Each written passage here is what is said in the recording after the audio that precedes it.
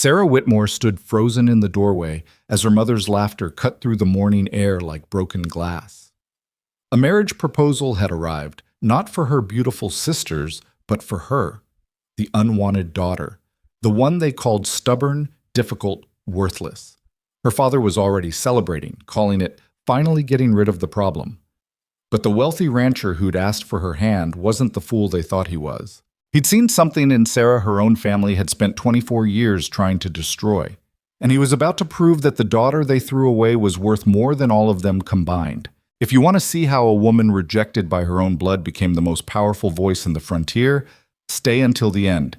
Hit that like button and comment what city you're watching from so I can see how far this story travels. The mountain cold bit through the wooden walls of the Whitmore house that November morning, but inside the kitchen, the air burned hotter than any fire. Sarah Whitmore stood at the wash basin, hands red and cracked from scrubbing pots since dawn, when she heard her mother's voice spike with excitement in the front room. That particular tone, sharp, hungry, only appeared when money or status entered the conversation. She dried her hands slowly, listening. A marriage proposal? Her father's voice boomed through the thin walls. From Caleb Mercer himself, the cattle baron? Sarah's chest tightened. Her two younger sisters, Margaret and Caroline, were both of marrying age. Beautiful girls, their mother always said. Obedient, the kind of daughters who knew how to smile at powerful men and keep their mouths shut when it mattered. Sarah had never mastered either skill. Which one did he ask for? Her mother's words dripped with anticipation. Margaret, I assume. She's got the face for it. Or Caroline, she's got that sweet disposition men like. The pause that followed stretched too long. Neither. Her father's voice carried confusion. He asked for Sarah. The explosion of laughter hit like a physical blow. Her mother's cackle mixed with Margaret's high-pitched giggle and Caroline's nervous titter. Even her father chuckled, though his held an edge of disbelief. Sarah's hands gripped the edge of the basin. Sarah? Her mother was practically shrieking now. That man must be simple-minded, or blind, or both. Maybe he needs a ranch hand, not a wife, Margaret offered, and the room erupted again. Sarah forced herself to move toward the doorway. She stopped just outside the front room, where she could see them gathered around her father's desk, her whole family, united in their amusement at her expense. Her father held a formal letter, cream-colored paper with a wax seal already broken. Says here he's seen her character and finds it admirable. He said the word like it tasted bad. Wants to marry her within the month. Character. Her mother spat the word. Is that what we're calling stubbornness now? The girl argues with everyone, questions everything, can't keep her opinions to herself for 5 minutes. What kind of man wants that in a wife? A fool, Caroline said quietly. Or someone playing a cruel joke. No. Her father's voice took on a calculating tone. Caleb Mercer doesn't make jokes.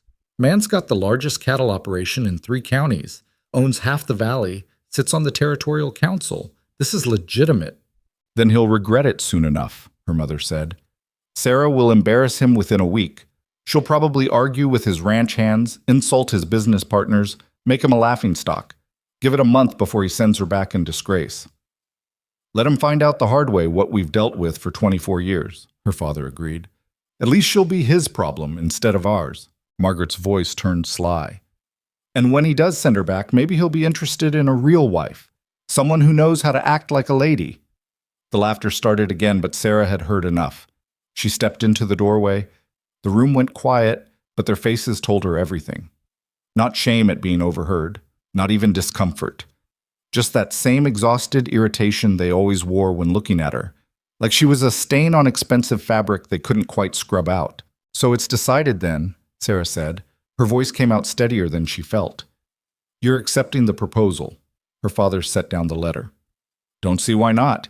Man's offering a fair bride price, and frankly, girl, you're not getting any younger. At 24, you're lucky anyone's asking at all.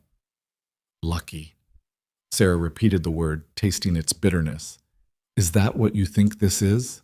I think it's the best offer you're ever going to get, her mother said flatly. So yes, we're accepting. You'll leave in 5 days. That gives me time to gather your things and make the arrangements. Make sure you pack her working dresses, Margaret added with a smirk. I doubt she'll need anything nice where she's going.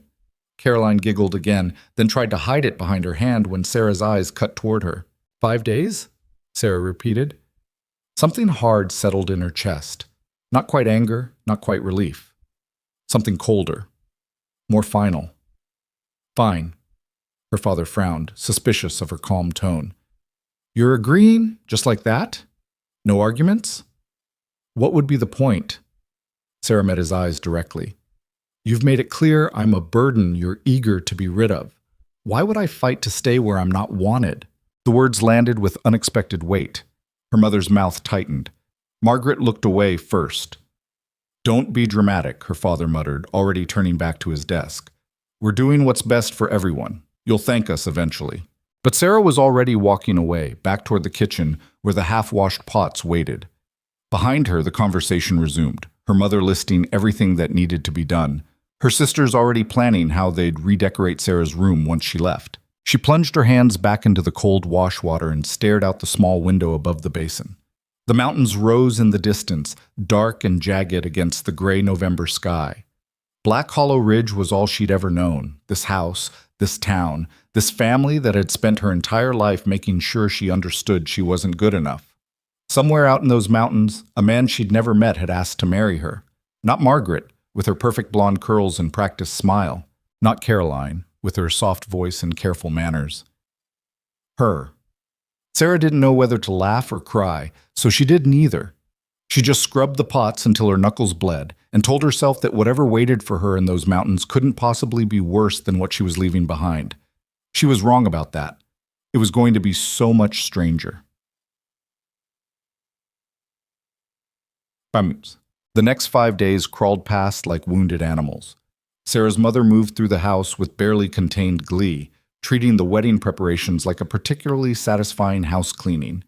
She packed Sarah's belongings with the efficiency of someone disposing of clutter, old work dresses, a few books, the simple wooden hairbrush Sarah had owned since childhood. You won't need your Sunday dress, her mother announced on the second day, holding up the one nice garment Sarah owned. Margaret can have it. You'll be working on a ranch, not attending socials. Sarah, folding a worn quilt on her bed, didn't look up. Keep it. Her mother paused.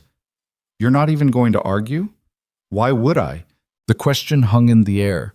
Her mother set down the dress, her face pinched with something that might have been guilt in a different woman. Sarah, I know you think we're being cruel, but I don't think anything, Sarah interrupted quietly. Not anymore. That was the truth.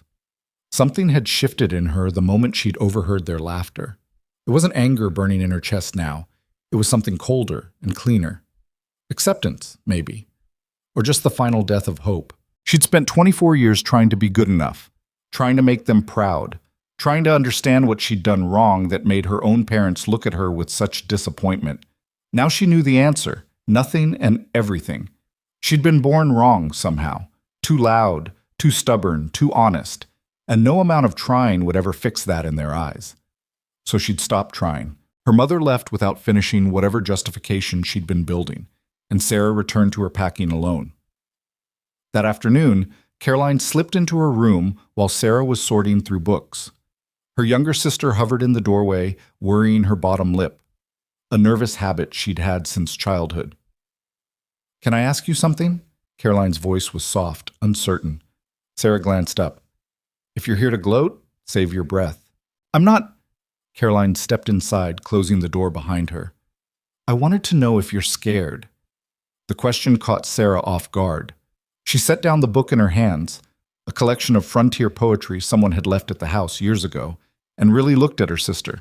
Caroline was 19, pretty in that delicate way their mother prized, with pale blonde hair and light blue eyes that always seemed on the verge of tears. She'd never been cruel to Sarah, not directly. She just laughed when Margaret did, agreed when their parents did, stayed silent when it would have cost something to speak up. Yes, Sarah admitted, I'm terrified. Caroline moved closer, sitting on the edge of the bed. Then why aren't you fighting this? Fighting what? A chance to leave? Sarah returned to her books, stacking them carefully. You heard them, Caroline. I'm the embarrassment, the mistake. They're thrilled to be rid of me. That's not... But Caroline stopped because they both knew it was true.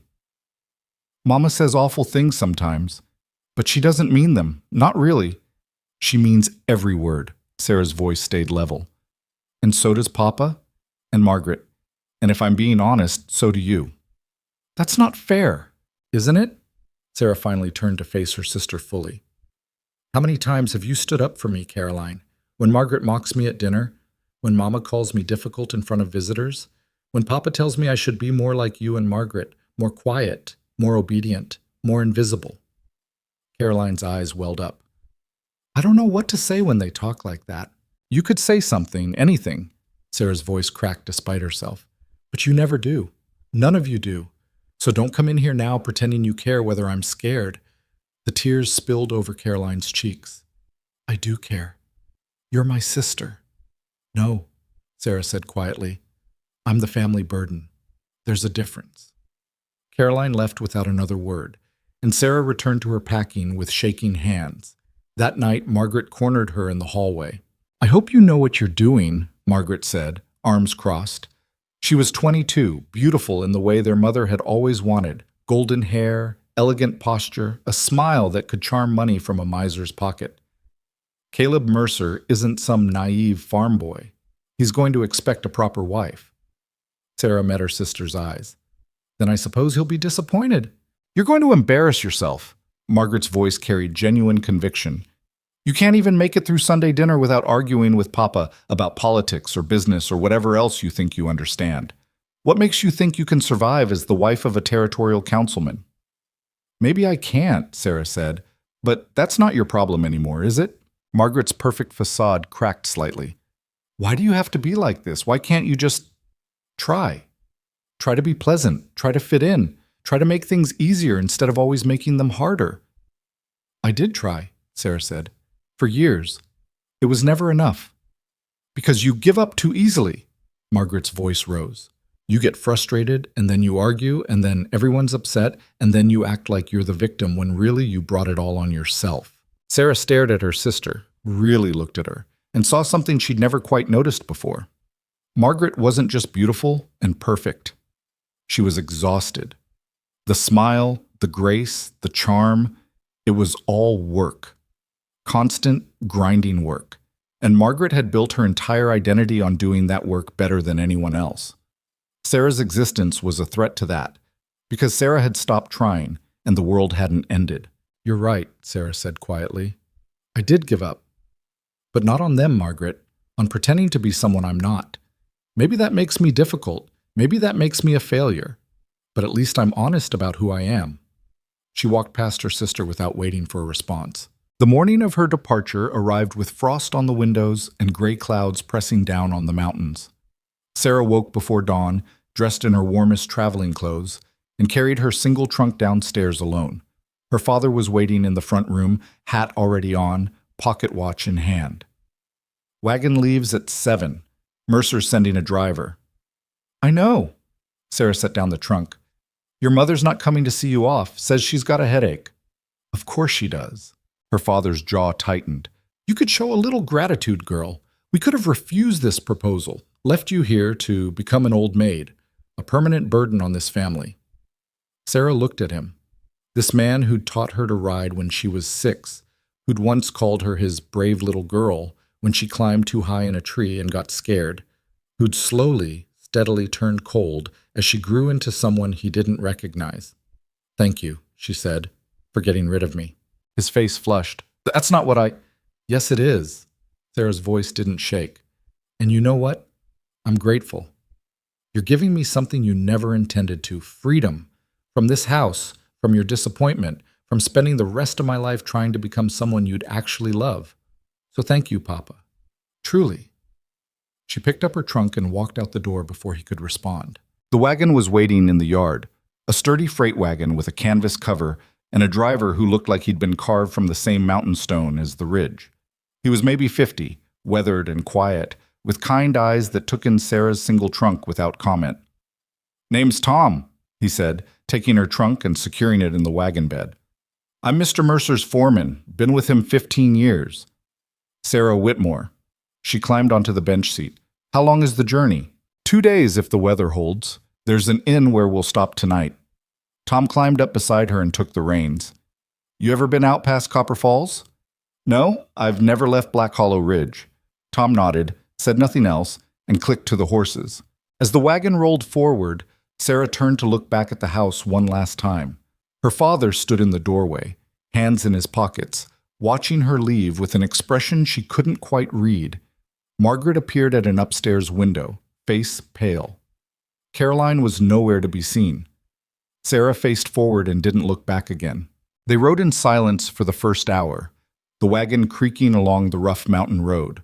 The landscape grew wilder with each mile. Fewer farms, fewer houses, more trees pressing close to the narrow path. The mountains rose higher here, dark and imposing. Finally, Tom spoke. Mr. Mercer's a fair man, runs a tight operation, treats his workers decent, pays on time, doesn't tolerate lazy hands, but doesn't tolerate cruelty either.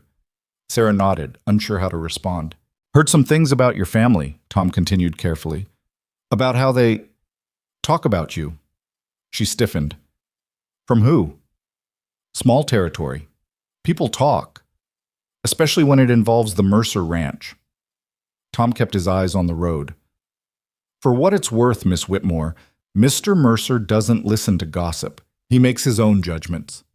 What if his judgment is wrong? Sarah heard herself ask. What if I'm exactly what my family says I am? Difficult, argumentative, impossible to live with. Tom was quiet for a long moment. Then, is that what you think you are? I don't know what I am anymore?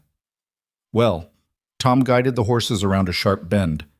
Maybe this is your chance to find out. Away from people who've already decided for you.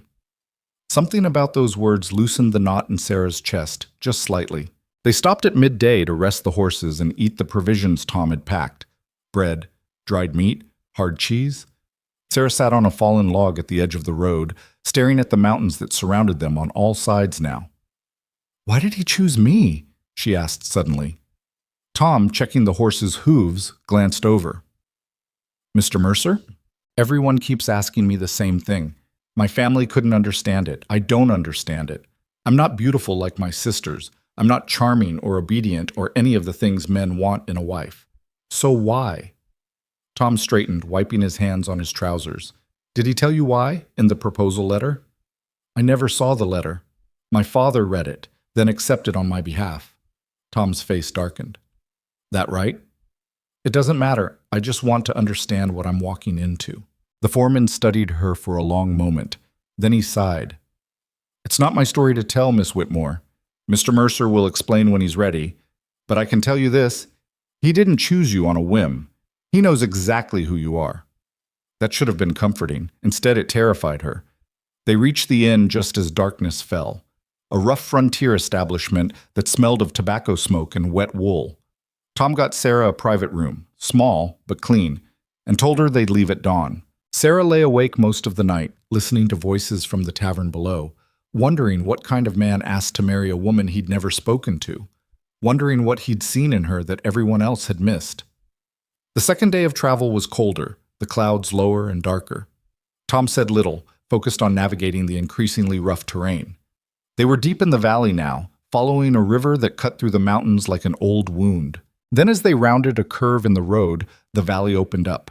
Sarah's breath caught. The Mercer ranch sprawled across the valley floor like its own small kingdom. The main house stood at the center, 2 stories of solid timber and stone, with a wide porch and glass windows that caught what little light broke through the clouds. Barns and outbuildings surrounded it in organized clusters. Fenced pastures stretched toward the mountains, dotted with cattle that looked like dark stones from this distance. But what struck Sarah most was the sense of order. Everything had its place. Nothing was haphazard or makeshift. This wasn't a frontier homestead scratching by. This was an empire built with precision and discipline. Home, Tom said simply, and urged the horses forward. As they descended into the valley, ranch hands stopped their work to watch the wagon pass. Sarah caught glimpses of curious faces, heard whispered conversations die as they approached. Everyone knew who she was and why she was here. The weight of their attention pressed down on her shoulders. Tom pulled the wagon to a stop in front of the main house. Before Sarah could climb down, the front door opened, and Caleb Mercer stepped onto the porch. He wasn't what she'd expected. She'd pictured someone older, harder, a wealthy rancher who'd grown fat and soft with success. Instead, Caleb Mercer looked like he'd been carved from the same unforgiving frontier that had shaped these mountains. Maybe 35, tall and lean, with dark hair that needed cutting and a jaw sharp enough to draw blood. His eyes were gray, or maybe hazel, she couldn't tell in this light, and they studied her with an intensity that made her want to step backward. He was handsome in that brutal, weathered way some frontier men were, but it wasn't his appearance that caught her off guard. It was the way he looked at her, like he was seeing someone he already knew. Miss Whitmore. His voice was low, rough. Welcome to Mercer Valley. Sarah climbed down from the wagon without waiting for help, landing harder than she'd intended on the packed earth. She forced herself to meet his eyes directly. Mr. Mercer. Her voice came out steadier than she felt. I assume you're still willing to go through with this. Something flickered across his face. Surprise, maybe, or amusement. Are you asking if I've changed my mind? Everyone else thinks you should. Everyone else isn't standing here. He descended the porch steps, stopping a few feet away. I asked for you specifically, Miss Whitmore. That hasn't changed. Even though you don't know me, even though we've never spoken, even though... She stopped herself, aware she was already doing what her family had always criticized, arguing, questioning, pushing. But Caleb didn't look annoyed. If anything, he looked satisfied. Even though, he agreed. Tom, get her trunk. Sarah, may I call you Sarah? She nodded, unable to trust her voice. Sarah, you must be exhausted. I'll have someone show you to your room. We can talk properly tomorrow, after you've rested. I'd rather talk now. The words came out before she could stop them. I need to understand why I'm here. Caleb held her gaze. The ranch sounds faded around them, cattle lowing in the distance, hands calling to each other, the wind moving through the valley. For a long moment, he said nothing. Then, all right, come inside. He led her into the house, through a front room that was surprisingly comfortable. Worn furniture, thick rugs, a stone fireplace large enough to stand in.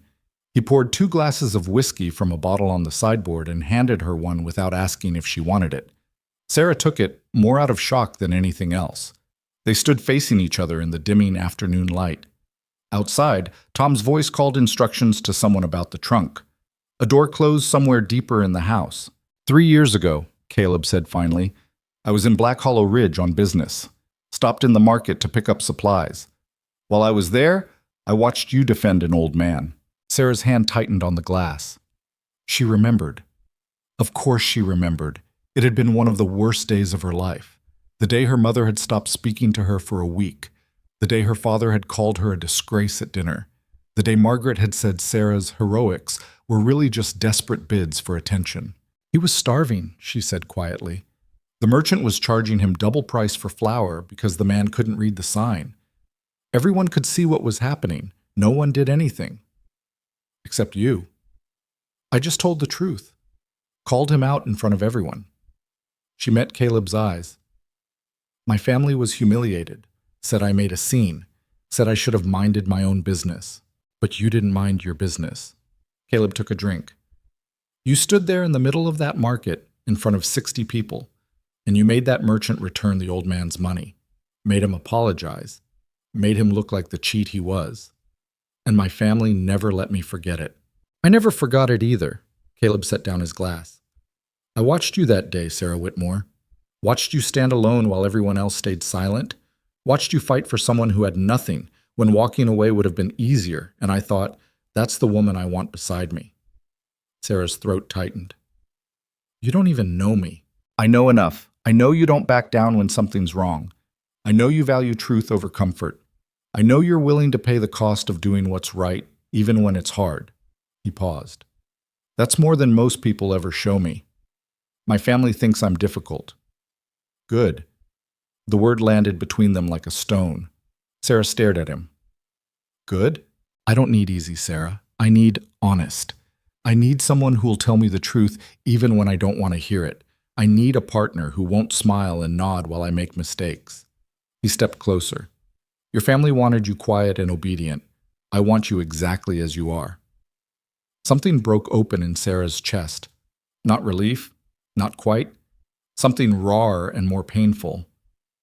You're making a mistake, maybe, but it's mine to make. Caleb's eyes didn't waver. The question is whether you're willing to take the same risk, whether you're willing to try building something here with someone who actually wants the parts of you everyone else tried to silence.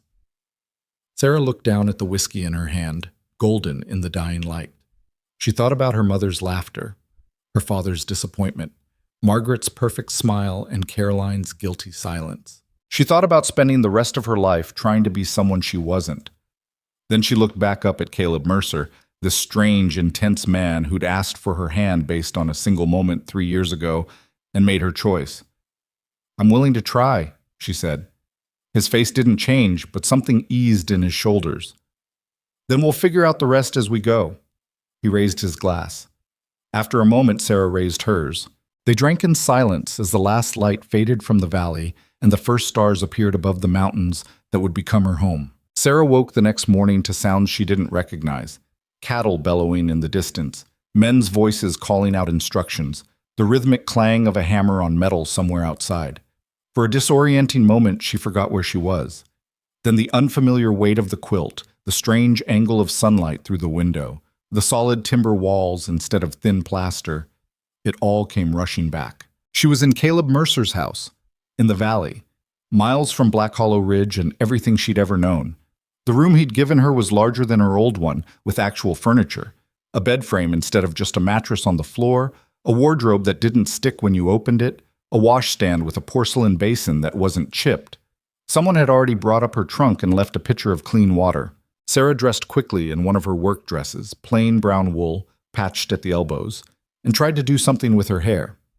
Unlike Margaret, who could create elaborate styles with pins and ribbons, Sarah had always just braided it and hoped for the best. This morning was no different. She found her way downstairs by following the smell of coffee and bacon. The kitchen was larger than her family's entire front room, with a massive iron stove and windows that looked out over the valley. A woman stood at the stove, maybe 60, gray-haired, built like she could wrestle a steer and win. "You must be Sarah." The woman didn't turn around. "Sit, you look half-starved."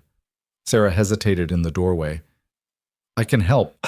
I said sit. The woman turned, wielding a spatula like a weapon. "Name's Ruth. Been cooking for this ranch since before Caleb owned it. You want to help in my kitchen? You can start tomorrow once you know where things are. Today you sit and eat." There was no arguing with that tone. Sarah sat. Ruth slid a plate in front of her. Eggs, bacon, thick slices of bread with real butter, and coffee strong enough to strip paint. "Caleb's already been up since 4. He'll be back around mid-morning. Told me to make sure you ate proper." Sarah picked up her fork. The food was better than anything her mother had ever made, which felt like a small betrayal to notice. "How many people work here? Counting ranch hands, stable workers, and seasonal help?" "About 40 during busy months, 20 year-round." Ruth poured herself coffee and leaned against the counter. "It's a big operation. Caleb runs it tight but fair. You'll figure out the rhythm quick enough if you're smart." "And if I'm not?" Ruth's eyes were sharp but not unkind. "Then you'll struggle. But Caleb doesn't choose stupid people, so I'm guessing you'll be fine." Sarah ate in silence, aware of Ruth watching her with that assessing look older women had perfected. Measuring, judging, but not yet deciding. Outside, a group of men rode past the window on horseback, kicking up dust. "They talk about me already?" Sarah asked quietly. "The ranch hands?" "Of course they do.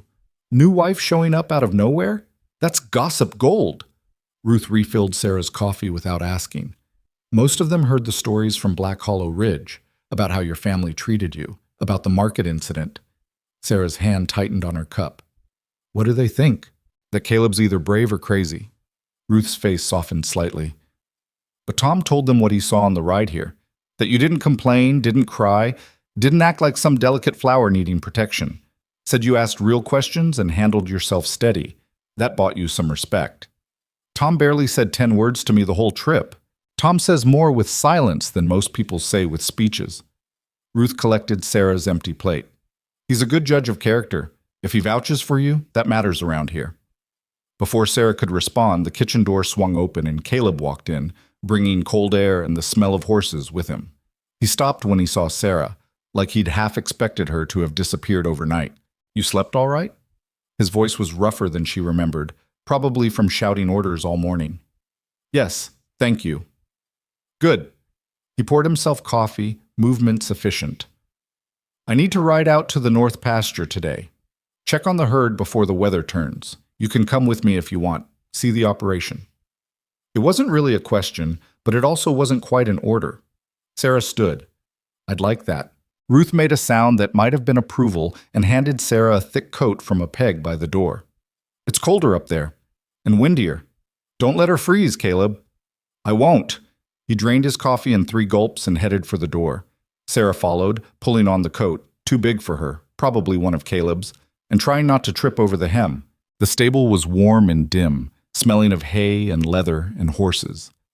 Caleb moved through it with the easy confidence of someone who'd done this 10,000 times, saddling 2 horses with quick, practiced movements. You ride? He asked, cinching a strap tight. Some. Mostly just farm horses. Nothing fancy. This isn't fancy either. Her name's Juniper. She's steady, won't spook easy. He handed Sarah the reins. Mount up. Sarah managed to get into the saddle without embarrassing herself, though not as smoothly as Caleb, who swung onto his horse like it was the most natural thing in the world. They rode out of the stable into bright morning sunlight that made her squint. The valley looked different in daylight, bigger, wilder, more real. The mountains pressed in on all sides, dark with pine trees, their peaks lost in clouds. The ranch buildings were scattered across the valley floor like chess pieces on a board, connected by dirt roads and fence lines. They rode in silence for the first mile. Sarah focused on staying in the saddle and not looking like a complete fool. Caleb rode ahead slightly, occasionally glancing back to check on her but saying nothing. Finally, as they climbed a ridge that overlooked a massive pasture filled with cattle, he slowed and waited for her to catch up. This is the main herd, he said, gesturing at the cattle below. About 800 head right now. We'll move them to winter pasture in 2 weeks. Sarah looked at the sea of cattle, at the ranch hands working the edges of the herd, at the sheer scale of the operation. How did you build all this? Slowly. Started with 20 head and a piece of land nobody else wanted. Caleb's horse shifted beneath him, and he steadied it with barely a thought. Took 15 years to build it to this.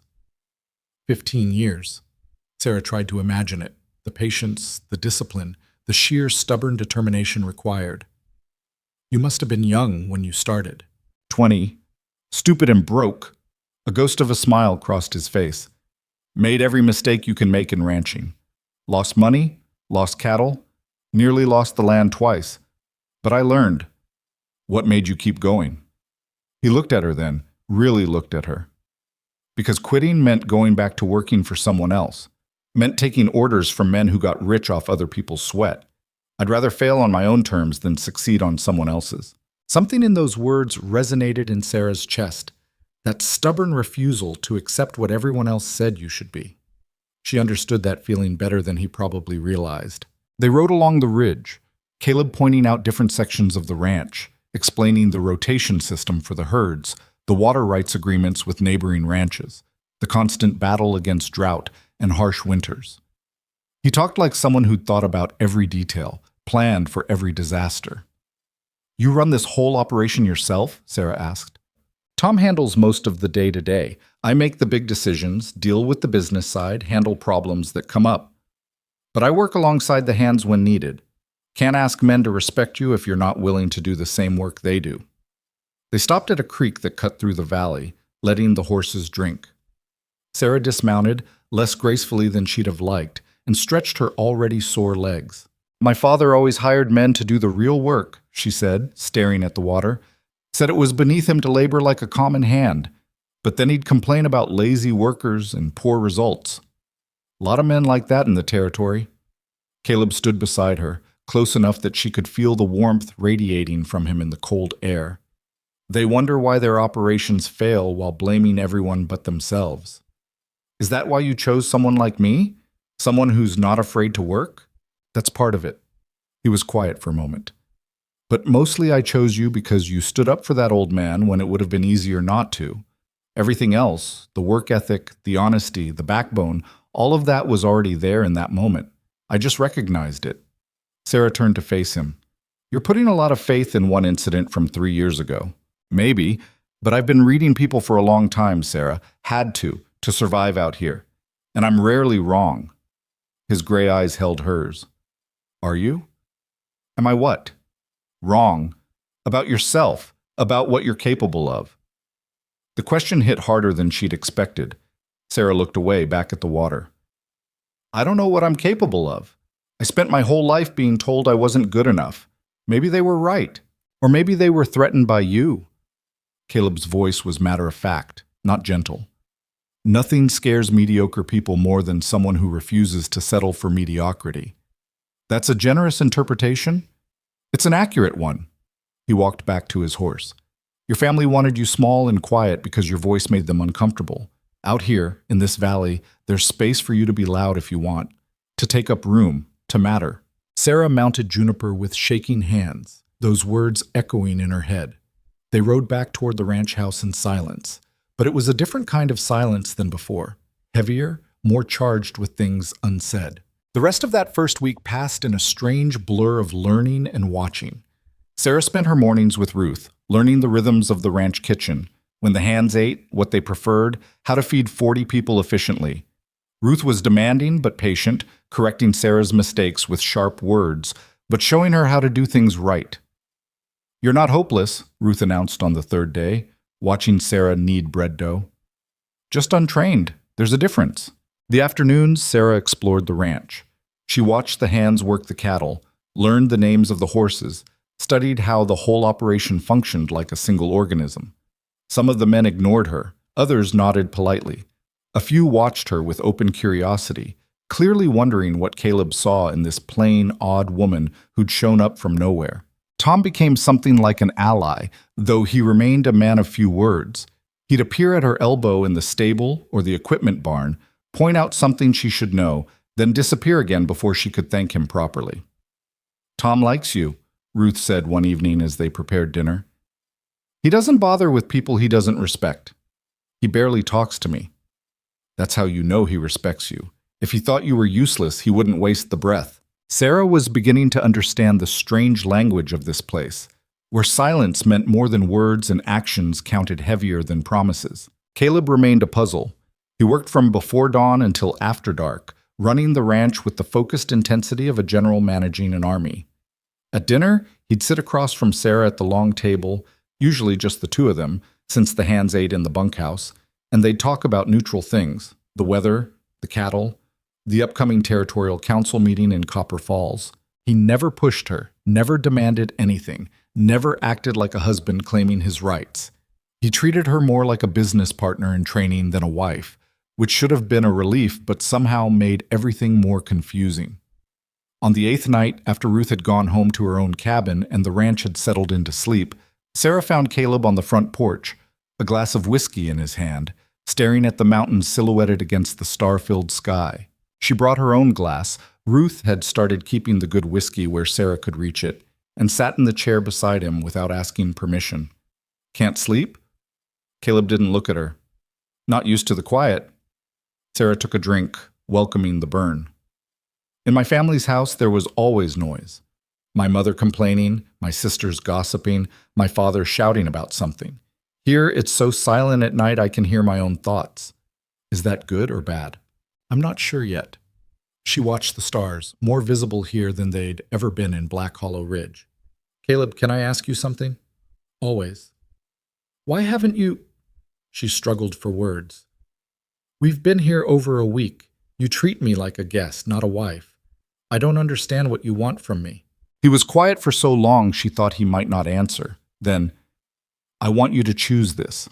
Not because your family forced it, not because you had nowhere else to go, but because you actually want to be here. With me, building something together. And if I don't? If I decide this was a mistake? Then I'll give you money and a wagon and you can go wherever you want. Start over somewhere new. He finally looked at her. I won't keep you here against your will, Sarah. That's not what I'm after. Most men wouldn't give their wife a choice. I'm not most men. His voice was steady. And I don't want a wife who stays because she has to. I want a partner who stays because she chooses to. That's worth waiting for. Sarah's throat tightened. What if I'm not capable of being what you need? What if you're more capable than you think? He set down his glass. Sarah, I've watched you this week. You learned Ruth's kitchen in days when it takes most people months. You're out in the stables before dawn, asking the hands questions, paying attention to how things work. You're not afraid of hard work or looking stupid while you learn. That's exactly what I need. But I'm not. She stopped, unsure how to finish. Not what? Not beautiful like your sisters? Not charming and sweet? Caleb's voice took on an edge. I've met 100 beautiful, charming women. They smile and agree with everything I say and bore me to death within an hour. You actually have thoughts in your head, opinions, backbone. That's worth more than a pretty face. My family would disagree. Your family, Caleb said, are fools who threw away something valuable because they were too blind to see its worth. Their loss is my gain. The certainty in his voice made something crack in Sarah's chest. That old defense, that protective shell she'd built around herself. She'd spent so long believing she was the problem, the broken piece, the daughter nobody wanted. Hearing someone say the opposite and mean it felt dangerous and necessary all at once. I don't know how to do this, she admitted quietly. I don't know how to be a wife. I don't know how to run a household like this. I don't know anything about cattle or ranching or dealing with ranch hands. I'm going to make mistakes. Good. So will I. Caleb leaned forward, elbows on his knees. Sarah, I'm not looking for perfection. I'm looking for someone who won't give up when things get hard. Someone who'll tell me the truth even when it's uncomfortable. Someone who'll stand beside me when the whole territory's against us. He paused. Can you do that? She thought about the market in Black Hollow Ridge, about standing alone while 60 people watched, about her mother's laughter and her father's disappointment and the lifetime of learning she wasn't enough. Then she thought about this valley, this strange, fierce man, this chance to become someone new. Yes, Sarah said, I can do that. Something shifted in Caleb's face, not quite a smile, but close. Then we'll figure out the rest together. They sat in silence as the temperature dropped and frost began forming on the porch rails. Eventually, Sarah went inside, but the conversation stayed with her, warming her more than any fire could. The next morning, everything changed. Sarah was helping Ruth prepare breakfast when Tom burst through the kitchen door, his usual calm completely shattered. Where's Caleb? His voice was tight with barely controlled anger. North pasture, checking the fence line. What's wrong? Ruth set down her knife, immediately alert. 3 families just got evicted from their homesteads. Armed men showed up before dawn, gave them an hour to clear out. They're camped at the crossroads with nowhere to go. Sarah's hand stilled on the bread dough. Evicted? On what grounds? Tom looked at her like he'd forgotten she was there. Land company claims they never filed the proper deeds. Says the land belongs to them now. Bought it from the territorial office last month. It's all legal or legal enough. Legal doesn't mean right. Sarah heard herself say it before thinking. Tom's expression shifted. No, it doesn't. But it is what it is. I need to tell Caleb. He'll want to know before the whole valley finds out. He left as quickly as he'd arrived. Ruth returned to chopping vegetables with more force than necessary, her jaw tight. What land company? Sarah asked. Blackwood Holdings, run by a man named Victor Trent. He's been buying up land all over the territory using loopholes and legal tricks to push out small homesteaders. Then he either sells it to big ranchers or leases it back to the same people at prices they can't afford. That's theft. That's business, according to the territorial court. Ruth's knife hit the cutting board hard. Caleb's been fighting it for 2 years, trying to help families secure their deeds properly, funding legal challenges, but Trent's got money and connections. He always finds a way. Sarah dried her hand slowly. Where's the crossroads? About 5 miles east. Why? Because 3 families with nowhere to go need help. Sarah hung up her apron. And sitting here making breakfast doesn't seem like the right response. Ruth studied her for a long moment. Then she smiled, sharp and approving. Take the smaller wagon. Tom left it hitched by the barn. Load it with bread, cheese, and whatever dried meat you can carry. There's blankets in the storage room. Sarah moved fast, gathering supplies with Ruth's help. By the time Caleb rode in from the north pasture, she had the wagon loaded and was climbing onto the driver's seat. He took in the scene instantly. The loaded wagon, Sarah's determined face, Tom standing nearby with his arms crossed. "What are you doing?" Caleb's voice was carefully neutral. "Helping." Sarah picked up the reins. "Tom told us about the evictions. Those families need food and shelter. I'm bringing it to them." "Sarah, this situation is complicated. Trent's operation is— I don't care about Trent's operation. I care about 3 families sleeping in the cold because of legal theft." She met his eyes directly. "You said you wanted someone who'd stand beside you when things got hard. This seems hard." Caleb stared at her. Then, slowly, that almost smile crossed his face. "Tom, saddle 3 more horses. Get Mason and Holt. We're all going." "You don't have to—" Sarah started. "You're right. I don't." Caleb swung back onto his horse. "But you're my wife, heading into a situation that might turn ugly. So yes, I absolutely do. Now drive that wagon before I change my mind about letting you go at all." Sarah clicked to the horses, and the wagon lurched forward. Behind her, she heard Tom's low chuckle and Caleb's muttered response she couldn't quite catch. The crossroads was exactly what Tom had described. 3 families huddled around a pitiful fire, their belongings piled on 2 wagons, children crying from cold and confusion. The adults looked hollow, defeated, like people who'd just watched their entire lives get reduced to whatever they could carry. Sarah pulled the wagon to a stop and climbed down before anyone could tell her it wasn't safe. A woman looked up, maybe 30, with a baby on her hip and 2 other children clinging to her skirts. "Who are you?" The woman's voice was wary. "Sarah Mercer. My husband owns the ranch in the valley. We brought food and blankets." She started unloading the wagon. "Have you eaten today?" "We had some bread this morning, before they—" The woman's voice broke. "Before they threw us out of our house." Caleb rode up with Tom and the other hands, dismounting quietly. He didn't take over or make speeches.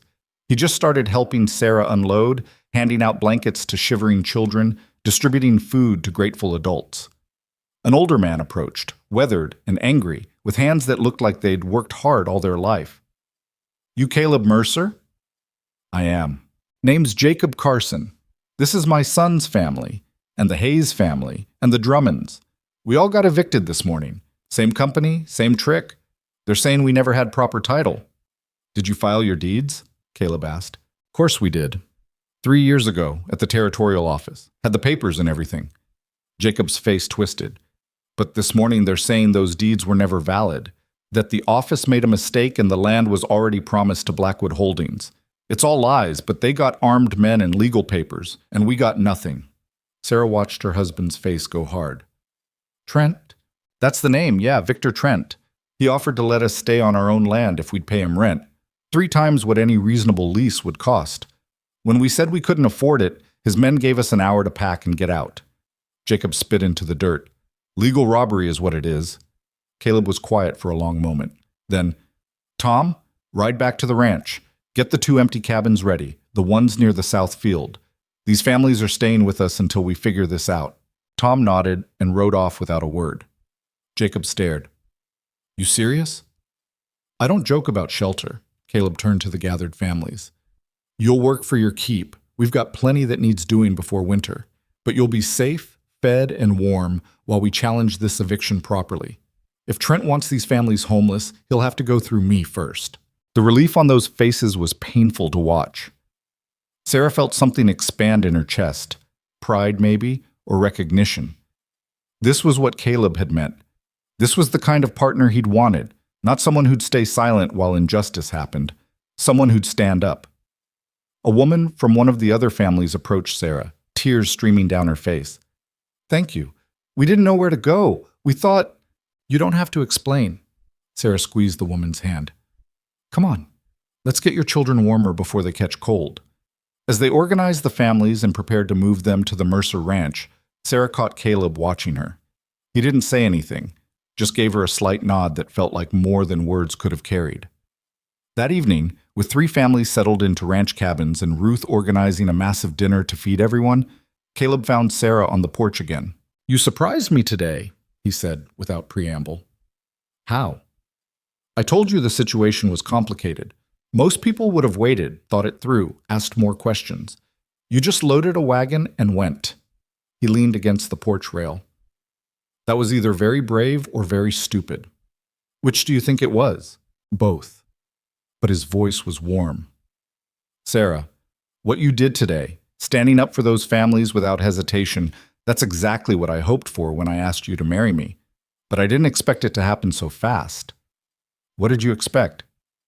Honestly, I thought you'd need months to trust me, months to feel comfortable enough to speak your mind, to act on your instincts. I thought I'd have to slowly convince you that your voice mattered here. He shook his head. But you just dove right in. Sarah thought about that.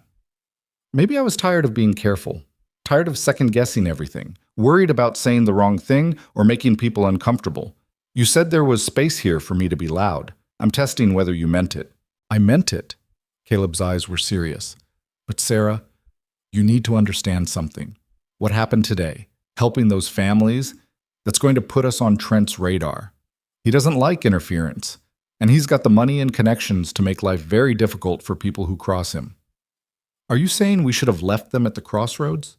No, I'm saying there will be consequences for both of us, and I need to know you're ready for that.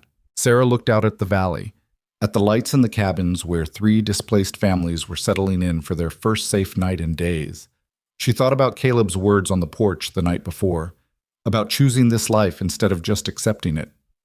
I'm ready, she said. And for the first time since arriving in the valley, she meant it completely. The consequences arrived faster than Sarah had expected. 3 days after the displaced families moved on to Mercer land, a rider appeared at dawn carrying an official-looking envelope sealed with black wax.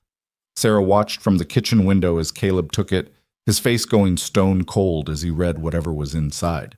He found her an hour later in the stable, where she'd been helping one of the Carson boys learn to properly brush down a horse. The boy, Daniel, maybe 10 years old, had been skittish and quiet since the eviction, but he'd started to relax around the animals. Sarah, Caleb's voice was tight. I need to talk to you. Alone. Daniel took the brush and scurried off without being told. Sarah followed Caleb out behind the stable, where the morning sun hadn't yet burned off the frost. What's wrong? He handed her the letter. It was written in precise legal language that took her a moment to parse, but the meaning was clear enough. Victor Trent's company was filing a formal complaint with the Territorial Council, claiming that Caleb Mercer was harboring squatters and interfering with legitimate business operations. The letter demanded the immediate removal of the Carson, Hayes, and Drummond families, plus compensation for damages and lost revenue. How much compensation? Sarah asked, her voice steady despite the cold fear spreading through her chest. $5,000. She looked up sharply. That's insane. What damages? What lost revenue? Doesn't matter, it's not about the money. Trent has plenty. It's about making an example. Caleb took the letter back, refolding it with controlled precision. He wants everyone in the territory to know what happens when you cross Blackwood Holdings. And he's starting with me because I sit on the Territorial Council, and I've been the loudest voice against his land grabs. So what do we do? We? Caleb's eyes were sharp. Sarah, this isn't your fight. I made the decision to shelter those families. I'll handle the consequences. Something hot flared in her chest. You said you wanted a partner, someone who'd stand beside you when things got hard. Was that a lie? No, but then don't shut me out the first time it actually matters. She stepped closer, holding his gaze. What do we do? Caleb stared at her for a long moment. Then something shifted in his face, that careful control cracking just slightly to show the man underneath. We fight. But Sarah, you need to understand what that means. Trent's not just some corrupt businessman. He's connected to the territorial governor, half the judges, and most of the law enforcement in 3 counties. Fighting him means going up against the entire system. Then we go up against the system. It could cost us everything. The ranch, our reputation, maybe worse. Trent's been known to use violence when legal methods fail. Armed men, mysterious fires, accidents that aren't really accidents. His voice was flat, factual. I won't lie to you about the danger. Sarah thought about those 3 families, about the hollow look in Jacob Carson's eyes when his home was stolen. She thought about the old man in the Black Hollow Ridge Market, about standing alone while everyone else stayed silent. If we send those families away, where do they go? What happens to them? I don't know. Yes, you do. Sarah's voice was hard. They end up on another crossroads somewhere, or in a city slum, or dead from exposure before winter's over. You know it, and I know it. So what's the alternative? We just let Trent destroy people's lives because fighting back is inconvenient? Caleb's jaw tightened. It's not about convenience, it's about keeping you safe. I didn't ask to be kept safe. I asked to matter. There's a difference. She reached out, gripping his arm. Caleb, my whole life I watched people choose comfort over doing what's right. My family, the people in that market, everyone. They all had excuses, and every time good people suffered because nobody was willing to pay the cost of standing up. I'm done being that person. He covered her hand with his skin rough and warm. You're sure? I'm terrified, but I'm sure. Something that might have been relief crossed his face. All right then, we fight. The next week became a blur of activity and planning. Caleb spent hours with the displaced families, going through every piece of documentation they had. Original deeds, purchase receipts, correspondence with the Territorial Land Office. Sarah watched him work, saw the lawyer underneath the rancher, the strategic mind that had built an empire from nothing. Look at this, he said one evening, spreading papers across the dining table. Sarah, Tom, and Jacob Carson leaned in to study the documents. All three families filed their deeds on the same day 3 years ago. Same clerk processed them. Now that clerk's dead, died 6 months ago in what was ruled an accidental fall from a horse. Convenient timing, Tom muttered. Very convenient. And the current clerk claims there's no record of these deeds in the official register. Says they must have been misfiled or lost. Caleb tapped one of the papers. But look at this notation here. It's a filing number, stamped and signed. If these were misfiled, this number would still exist somewhere in the system. Jacob shook his head. We already tried arguing that. The Territorial Office said the stamp must have been a mistake. Said sometimes clerks stamp documents they haven't actually processed yet. That's not how it works. Sarah heard herself speak before thinking. 3 men turned to look at her. I mean, my father handled some land transactions. Small ones, but he always complained about how careful the Territorial Office was. Multiple copies, verification signatures, cross-references. They don't just stamp things randomly. Caleb's eyes lit up. She's right. And if these filing numbers are legitimate, there should be duplicate records. The Territorial Office keeps 3 copies of every deed, one for the landowner, one for the main register, and one for the Territorial Archive in the capital. The capital's 2 weeks' ride from here, Tom pointed out. Then someone needs to make that ride. Caleb looked at Jacob. You willing to go? Check the archive, see if your original deeds are still on file? Jacob's weathered face was skeptical. Even if they are, what's to stop Trent from paying someone to make those disappear too? Nothing, but if we can prove the deeds existed and were properly filed, we can take that evidence to the Territorial Court, make a public record of the fraud before Trent can bury it completely. Caleb started gathering the documents. It's not much, but it's a start.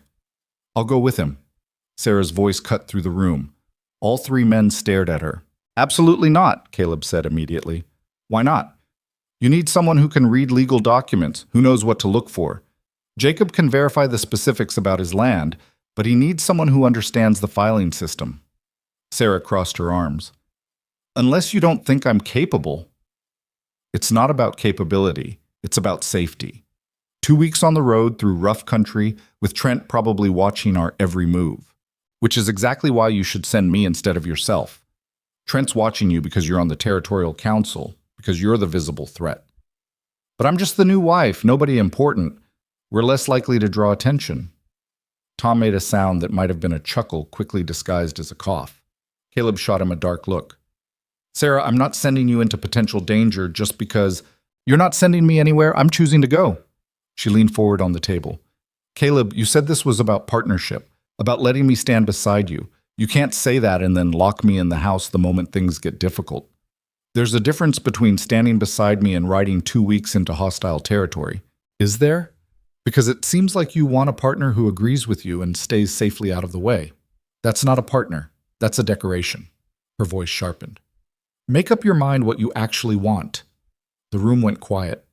Jacob looked uncomfortable. Tom studied the ceiling like it contained secrets. Caleb's face was unreadable. Finally, he said, Tom, Jacob, give us a minute. They left quickly. Sarah stayed planted where she was, chin raised, ready for whatever argument came next. Instead, Caleb leaned against the table, suddenly looking exhausted. You don't fight fair. Neither does Trent. That's not... He stopped, ran a hand through his hair. Sarah, I'm trying to protect you. I know, and I appreciate it. But I don't need protection. I need purpose. She softened her voice slightly. Caleb, I spent 24 years being told to stay quiet, stay small, stay out of the way. I came here because you said I could be different, so let me be different. Let me help. If something happens to you, then that's on me. But sitting here while everyone else risks themselves, that's worse than any danger on the road. At least let me fail on my own terms. He looked at her for a long moment. Then, incredibly, he laughed, short and sharp, but genuine. You're going to make my life very difficult, aren't you? Probably. And you're not going to back down on this. No. Caleb pushed away from the table. Fine. You and Jacob leave in 3 days. That gives me time to arrange supplies and figure out the safest route. Tom goes with you as protection. And you follow his instructions, no arguments. Agreed? Agreed. Sarah felt something loosen in her chest. I'm going to regret this. Maybe, but you'd regret the alternative more. He looked at her then, really looked at her, with something in his eyes she couldn't quite name. You're not what I expected. Is that good or bad? I'm still deciding. But there was warmth in his voice that hadn't been there before.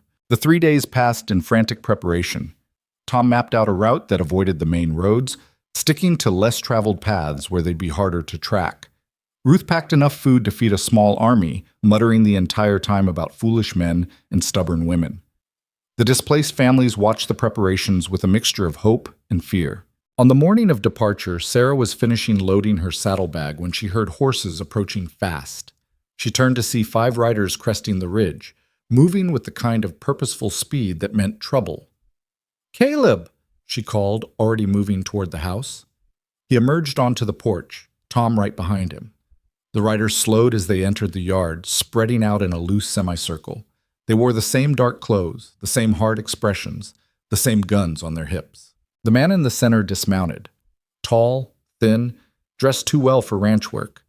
He had the kind of face that looked friendly until you noticed his eyes were flat and cold. Caleb Mercer. His voice was smooth, educated.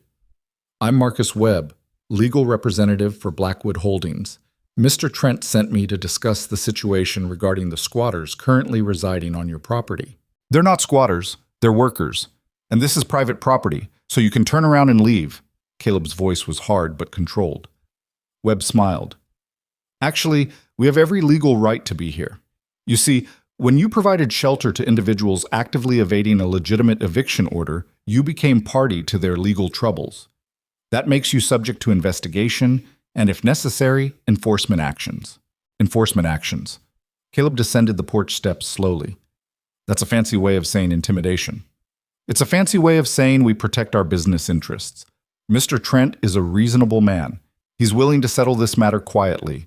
All you need to do is remove those families from your land and pay the compensation outlined in our letter, $5,000, and this all goes away. And if I refuse? Webb's smile widened. Then things become complicated. Legal battles are expensive, Mr. Mercer, even for a man of your means. And they tend to attract attention to every aspect of your operation. Water rights, grazing permits, worker contracts. Amazing how many small violations can be found when someone looks hard enough. Sarah felt her hands clench into fists. This was exactly what Caleb had warned about, the system itself being used as a weapon. She started to step forward, but Tom's hand caught her arm, holding her back. I see Trent's moved beyond land theft into outright extortion, Caleb said. Does the territorial governor know his business partner operates this way? Something flickered in Webb's expression. Careful, Mercer. Accusations like that can be dangerous, especially when you're already on thin ice. Is that a threat? It's a fact. Webb remounted his horse. You have 1 week to comply with our demands. After that, we'll be forced to take more direct action. I trust you'll make the right choice. He wheeled his horse around, his men following, and they rode off at the same purposeful pace they'd arrived. Sarah watched them disappear over the ridge, her heart hammering against her ribs. Well, Tom said quietly. That wasn't subtle. Caleb's face was stone. It wasn't meant to be. They're letting us know exactly what we're up against. He turned to Sarah.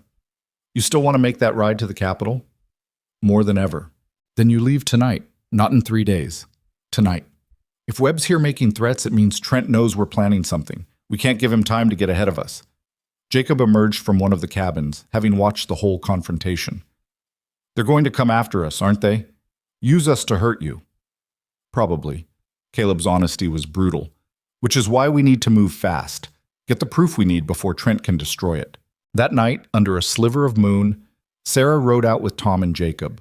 They moved quietly, avoiding the main roads, sticking to game trails and creek beds.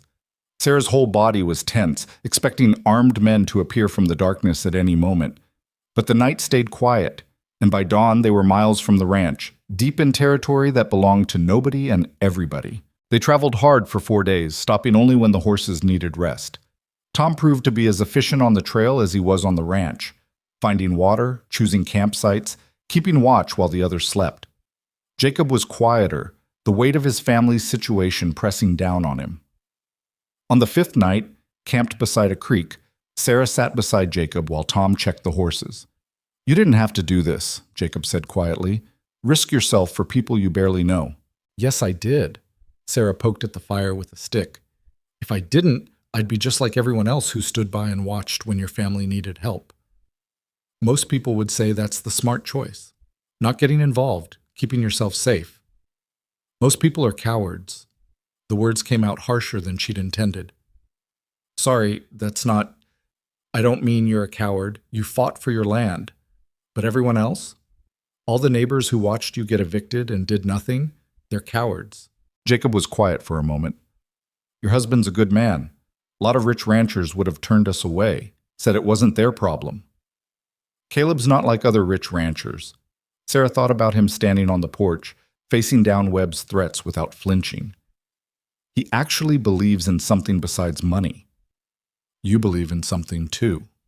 Jacob met her eyes. That's why you're here. Not many women would make this ride. Not many women get the chance. Most men won't let them. Your husband let you. Sarah thought about that argument in the dining room, about Caleb's reluctant agreement.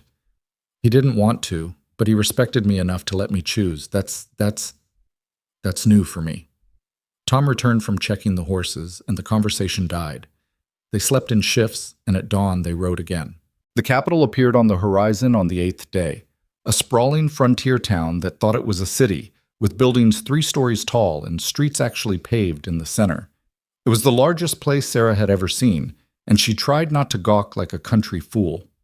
The Territorial Archive was a stone building near the center of town, imposing and official. Sarah dismounted, her legs stiff from 8 days in the saddle, and followed Jacob and Tom inside. The clerk was a small man with wire-rimmed spectacles and ink stains on his fingers. He looked up from his desk with the expression of someone who'd been interrupted from something important. Help you? We need to access deed records, Jacob said, from 3 years ago filed in Black Hollow Ridge territory. The clerk's expression didn't change. Name and filing number. Jacob provided both. The clerk disappeared into the back room and they waited in tense silence for what felt like hours, but was probably only minutes. When he returned, he was carrying nothing. Sarah's heart sank. No record, the clerk said flatly. Nothing under that name or filing number. You sure you have the right information? I'm sure. Jacob's voice was tight. Those deeds were filed 3 years ago, properly stamped and signed. The filing number has to be in your system. Sir, I'm looking at the system. There's nothing here. The clerk adjusted his spectacles. Maybe the deeds were never actually filed. Maybe the clerk in Black Hollow Ridge made a mistake. That's not possible, Sarah said. Those stamps don't get applied by mistake. There's a process. The clerk looked at her like she was a dog that had suddenly started talking. And you are? Someone who understands how this system works. She moved closer to the desk. Those filing numbers exist, which means there should be duplicate records here, unless someone removed them. The clerk's face tightened.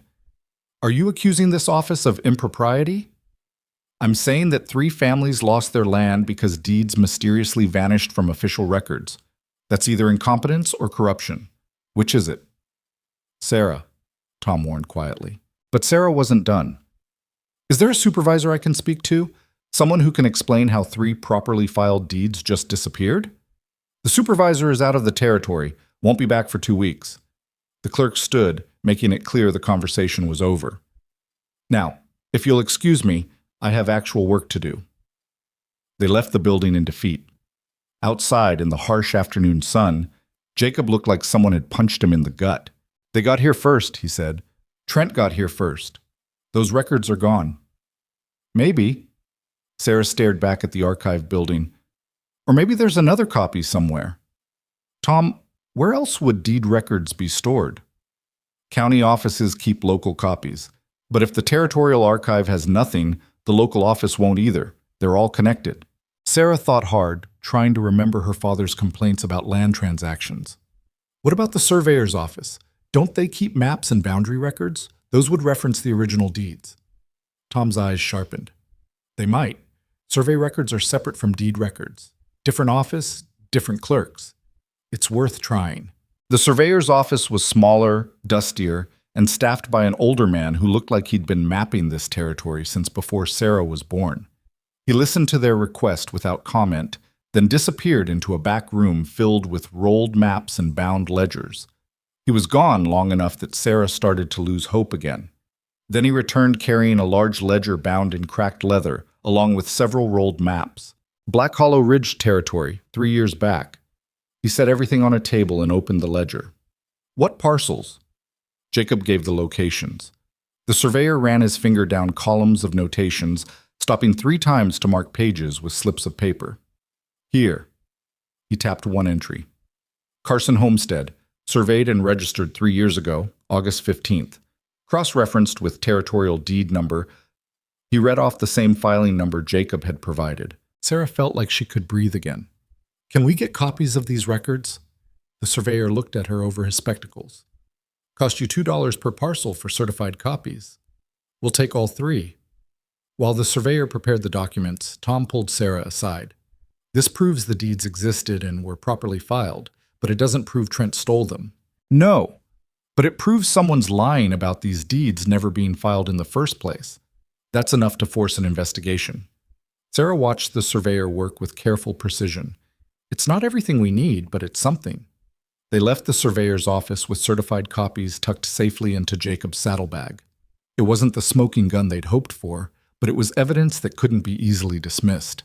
We need to get this back to Caleb, Tom said, before Trent figures out what we found. They rode out of the capital that evening, pushing the horses hard.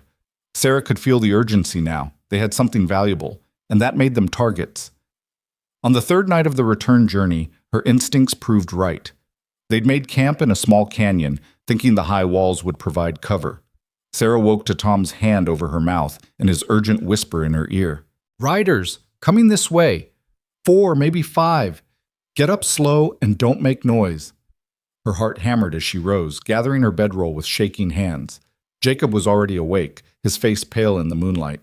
They saddled the horses as quietly as possible, but in the canyon's silence, every sound seemed magnified. They heard the riders before they saw them, horses moving at a careful walk, men speaking in low voices. This way. Tom saw tracks leading into this canyon. Sarah's blood went cold. They knew Tom's name. This wasn't random. They'd been followed, tracked, hunted. Tom gestured sharply toward a narrow trail that led up the canyon wall. It was steep, dangerous in the dark, but it was their only option. They led the horses up single file, trying to move silently over loose rock. Behind them, voices echoed off the canyon walls. Fresh tracks. They're here somewhere. Spread out. Check the side trails. Sarah's horse stumbled on loose gravel, the sound impossibly loud. Below, someone shouted, "There, up the ridge!" Tom swore and swung onto his horse. "Ride! Don't stop until you hit the creek bed." They crashed through the darkness, branches whipping at Sarah's face. The horses scrambling for purchase on the steep terrain. Behind them she could hear pursuit, men shouting, horses crashing through brush. A gunshot cracked through the night. Sarah flattened against her horse's neck, terror racing through her veins. Another shot, then another.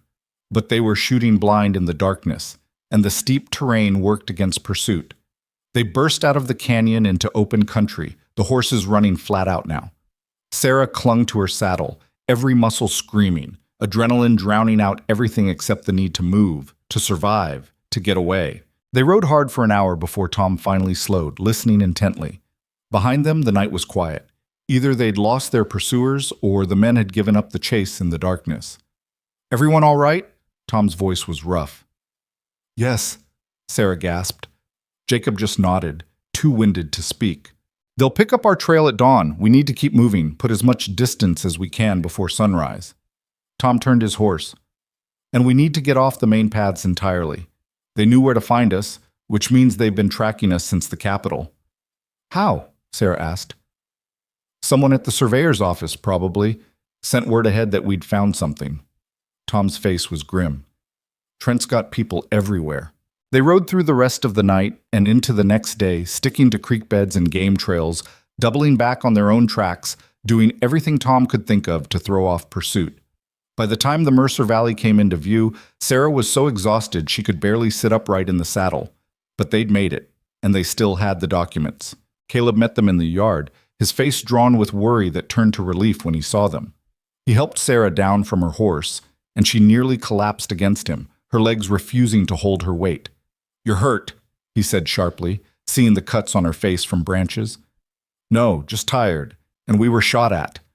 The words came out flat, matter of fact, and she saw his face go white. "What happened?" Tom gave a quick report while Ruth appeared with water and food, fussing over all three of them. Jacob handed Caleb the saddlebag with the precious documents, and Caleb studied them in the fading evening light. "This is good," he said finally. "Not everything we need, but it's a start. It proves the deeds existed, that they were properly filed. That gives us grounds to demand a full investigation." "They tried to stop us from bringing it back," Sarah said. "Trent's men, I think. They knew where we were, knew what we'd found." Caleb's jaw tightened. "Then we move fast. I'm taking these to the Territorial Council meeting tomorrow, making everything public before Trent can bury it again." "He'll retaliate," Tom warned. "Let him." Caleb looked at the exhausted, battered group in front of him. "We've got the evidence. We've got the truth. And now we've got witnesses to attempted murder. Trent may have money and connections, but he's not invincible. Not if we're willing to fight." Sarah, standing beside him in the twilight with dirt on her clothes and blood on her face, felt something solid settle in her chest. This was what Caleb had meant. This was what partnership looked like. Not pretty, not safe, but real. Built on trust and shared purpose and the willingness to risk everything for what was right. "So we fight," she said. "So we fight," Caleb agreed. And in the valley below, as lights began appearing in windows and the ranch settled into evening, Sarah finally understood what home could mean. Not a place where you were tolerated, but a place where you were needed, where your voice mattered, where standing up had consequences, but silence had worse ones. She'd ridden into danger and come back alive. She'd found proof that could topple a corrupt empire, and she'd done it not despite who she was, but because of it. For the first time in her life, Sarah Whitmore Mercer felt like she was exactly where she was supposed to be. The Territorial Council met in Copper Falls, a day's hard ride from the valley. Caleb left before dawn with the surveyor's documents secured in a leather case, Tom and two other ranch hands riding with him as protection. Sarah watched them disappear into the gray morning light, her stomach twisted into knots. "He'll be fine," Ruth said, appearing beside her with 2 cups of coffee. "Caleb's been dealing with territorial politics for years. He knows how to handle men like Trent." "Does he know how to handle men who send armed riders to kill people in the middle of the night?" Sarah took the coffee, grateful for the warmth. Her hands were still shaking, had been shaking since they'd fled that canyon 3 nights ago. Ruth was quiet for a moment. "No, that's new territory for all of us." The day crawled past. Sarah tried to work, helping Ruth in the kitchen, checking on the displaced families, anything to keep her hands busy and her mind from spiraling into worst-case scenarios. But every sound made her jump. Every rider approaching the ranch made her heart race. By late afternoon, she was pacing the front porch like a caged animal when she saw dust rising on the eastern road. Multiple riders, moving fast. Sarah's hand went automatically to the rifle Tom had insisted she keep close. She'd never shot anything more dangerous than a fox in a henhouse, but the weight of the weapon was reassuring. The riders resolved into Caleb and his men, and Sarah's breath rushed out in relief. But as they got closer, she saw Caleb's face was dark with barely contained rage. He dismounted hard, nearly throwing the reins at one of the hands. "Get the families together. Main house. Now!" Sarah followed him inside. What happened? Everything and nothing. He poured himself whiskey with shaking hands, the first time she'd seen him anything less than completely controlled. The council heard the evidence, saw the surveyor's documents, agreed it was compelling proof that the deeds had been properly filed. That's good, isn't it? You'd think so. Caleb downed the whiskey in one gulp. Then Victor Trent stood up. Yes, he was there personally, wanted to witness my humiliation, and presented his own documents. Turns out he's got signed affidavits from 3 territorial office clerks swearing the Carson, Hayes, and Drummond deeds were never properly filed. Claims the surveyor's records are outdated and inaccurate, and he's got a territorial judge backing his version of events. Sarah felt cold. They're all lying. Of course they're lying. Everyone in that room knew they were lying. But Trent's got enough legal cover that the council can't just override him without risking their own positions. Caleb poured another whiskey. They voted to form an investigative committee, said they'd review all the evidence and issue a ruling in 60 days. 60 days? Which gives Trent 60 days to make those families' lives hell, to pressure them into giving up, to make examples out of anyone who stands against him. He turned to face her, and he made very clear I'm at the top of that list. Before Sarah could respond, Tom appeared in the doorway. Families are gathered. You want to tell them now? Caleb nodded grimly and headed for the main room. Sarah followed, dreading what came next. Jacob Carson stood with his wife Ellen and their 3 children. The Hayes family, William, his pregnant wife Martha, and their 2 daughters, clustered together near the fireplace. The Drummonds, an older couple named Henry and Susanna, held hands tightly. They all looked at Caleb with desperate hope that Sarah knew was about to be crushed. I presented the evidence to the Territorial Council today, Caleb began, his voice carefully steady. The surveyor's documents prove your deeds were properly filed 3 years ago. But Trent came prepared with his own documents, affidavits, and judicial rulings that contradict ours. The council has ordered an investigation that will take 60 days. 60 days, Jacob repeated hollowly. And then what? Then they rule on who has legitimate claim to the land. If they rule in your favor, Trent's eviction orders are invalid and you can return home. If they rule against you... Caleb didn't finish the sentence. He didn't need to. Ellen Carson's face crumpled. Martha Hayes started crying silently, one hand on her pregnant belly. Henry Drummond just looked old and defeated. So we wait, William Hayes said bitterly. We sit here for 2 months while that bastard destroys everything we built, and then we hope some politicians decide to do the right thing. That's the plan? No. Sarah heard herself speak before thinking. All eyes turned to her. That's not the plan. Caleb shot her a warning look, but she ignored it. Trent's counting on you giving up. He's counting on 60 days being long enough for you to lose hope, to accept defeat, to just disappear quietly. That's how he's always won, by making the fight too hard, too long, too expensive for ordinary people to sustain. So what do you suggest? Jacob's voice was sharp with pain. We can't fight a man with that much money and power. We just watched the Territorial Council bow to him like he was royalty. We don't fight him the way he expects us to. Sarah looked at Caleb. He's using the legal system as a weapon because it's slow and expensive and designed to favor people like him. But there are other weapons. Such as? Caleb's voice was neutral, but she could see calculation in his eyes. Public pressure, shame, exposure. Sarah's mind was racing now, pieces clicking together. Trent operates in shadows, using legal technicalities and bought officials. What if we dragged everything into the light, made it impossible for him to hide behind paperwork and affidavits? Tom leaned against the doorframe. You're talking about making this public, beyond just the council. I'm talking about making it impossible to ignore. Every newspaper in the territory, every town hall meeting, every place where people gather and talk. We tell this story. How 3 families had their homes stolen through legal fraud. How a wealthy company is using corruption to destroy honest settlers. We make Trent and everyone protecting him defend their actions in public, not just in closed council meetings. That'll make him furious, Caleb said quietly. Right now he's trying to crush us quietly. You're talking about declaring open war. He already declared war when he sent armed men after us in that canyon. Sarah's voice was hard. The only question is whether we're going to fight back or just wait for him to destroy us piece by piece.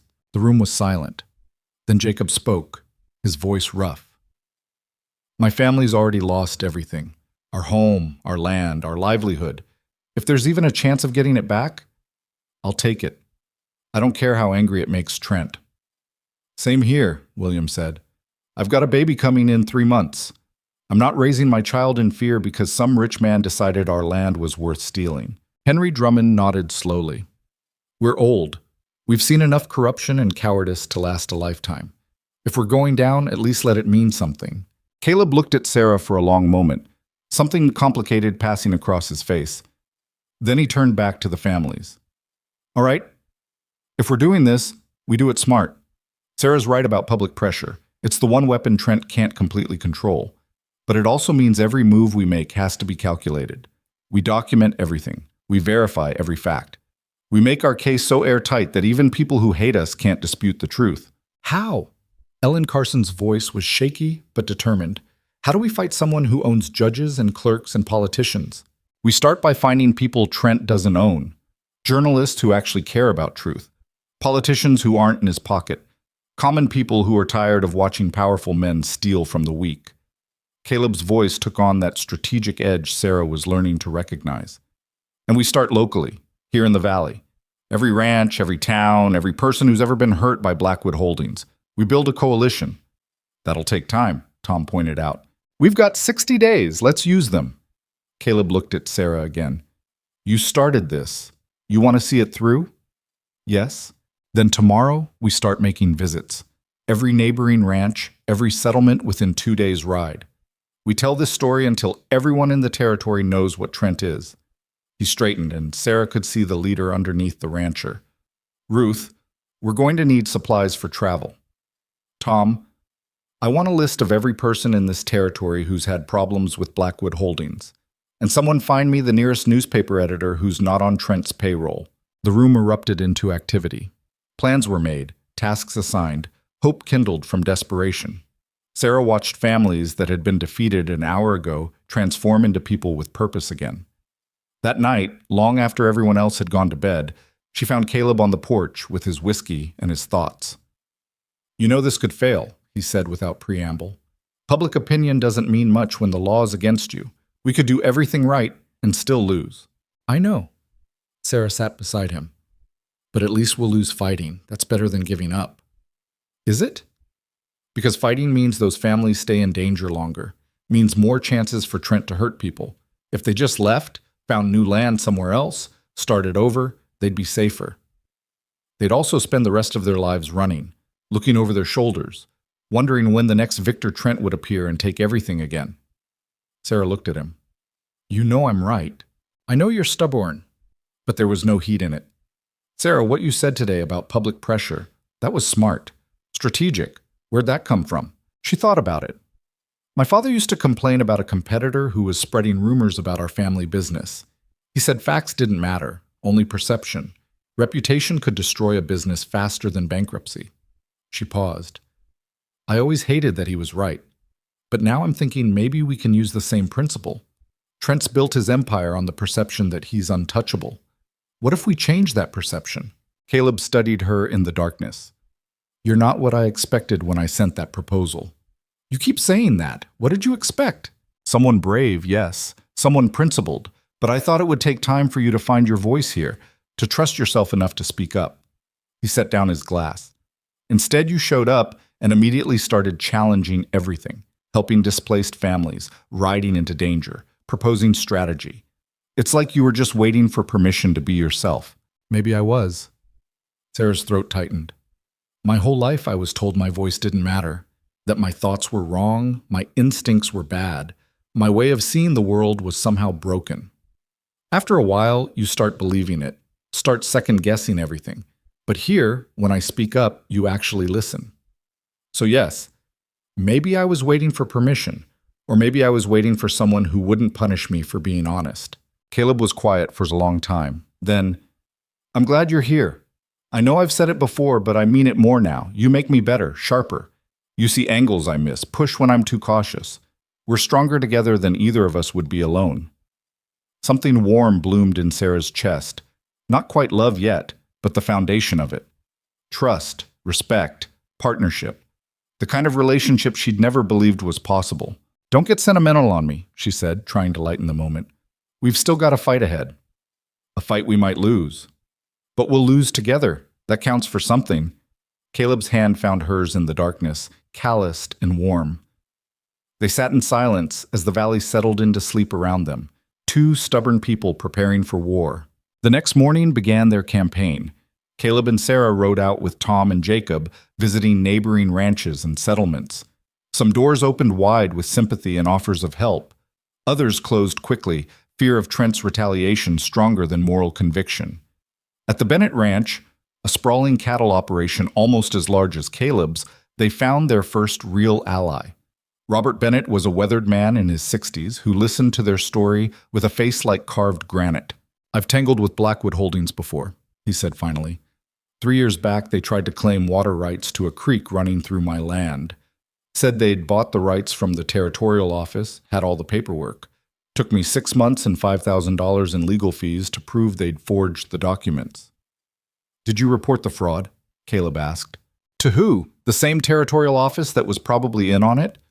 Bennett's laugh was bitter. I won my case and learned to watch my back. That's all you can do against men like Trent. Or we could make it impossible for him to operate this way. Sarah leaned forward. If enough of us stand together, share our stories publicly, demand real investigations.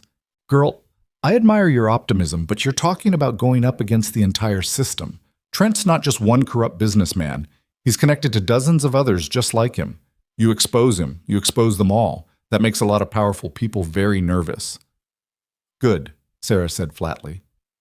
They should be nervous. They should be terrified that ordinary people might finally stand up and demand honesty. Bennett studied her with new interest. You always this fierce? Only when someone tries to steal people's homes. A slow smile crossed Bennett's weathered face. All right, I'm in. I'll make a formal statement about my experience with Blackwood Holdings. Put it in writing, sign it, let you use it however you need, and I'll talk to some of the other ranchers.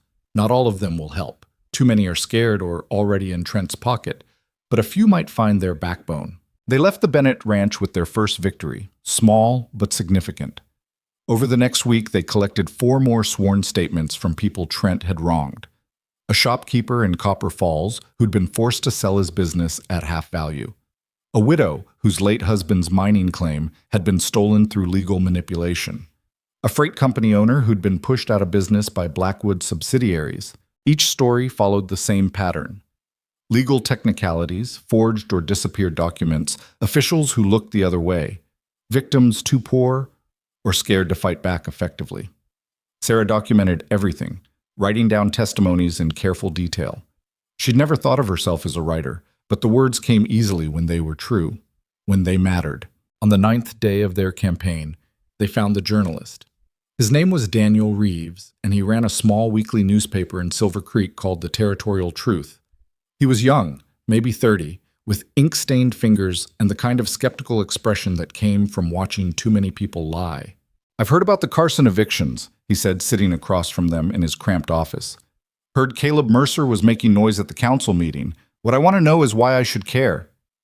Because it's not just the Carsons, Sarah said, pushing forward the stack of written testimonies they'd collected. It's a pattern.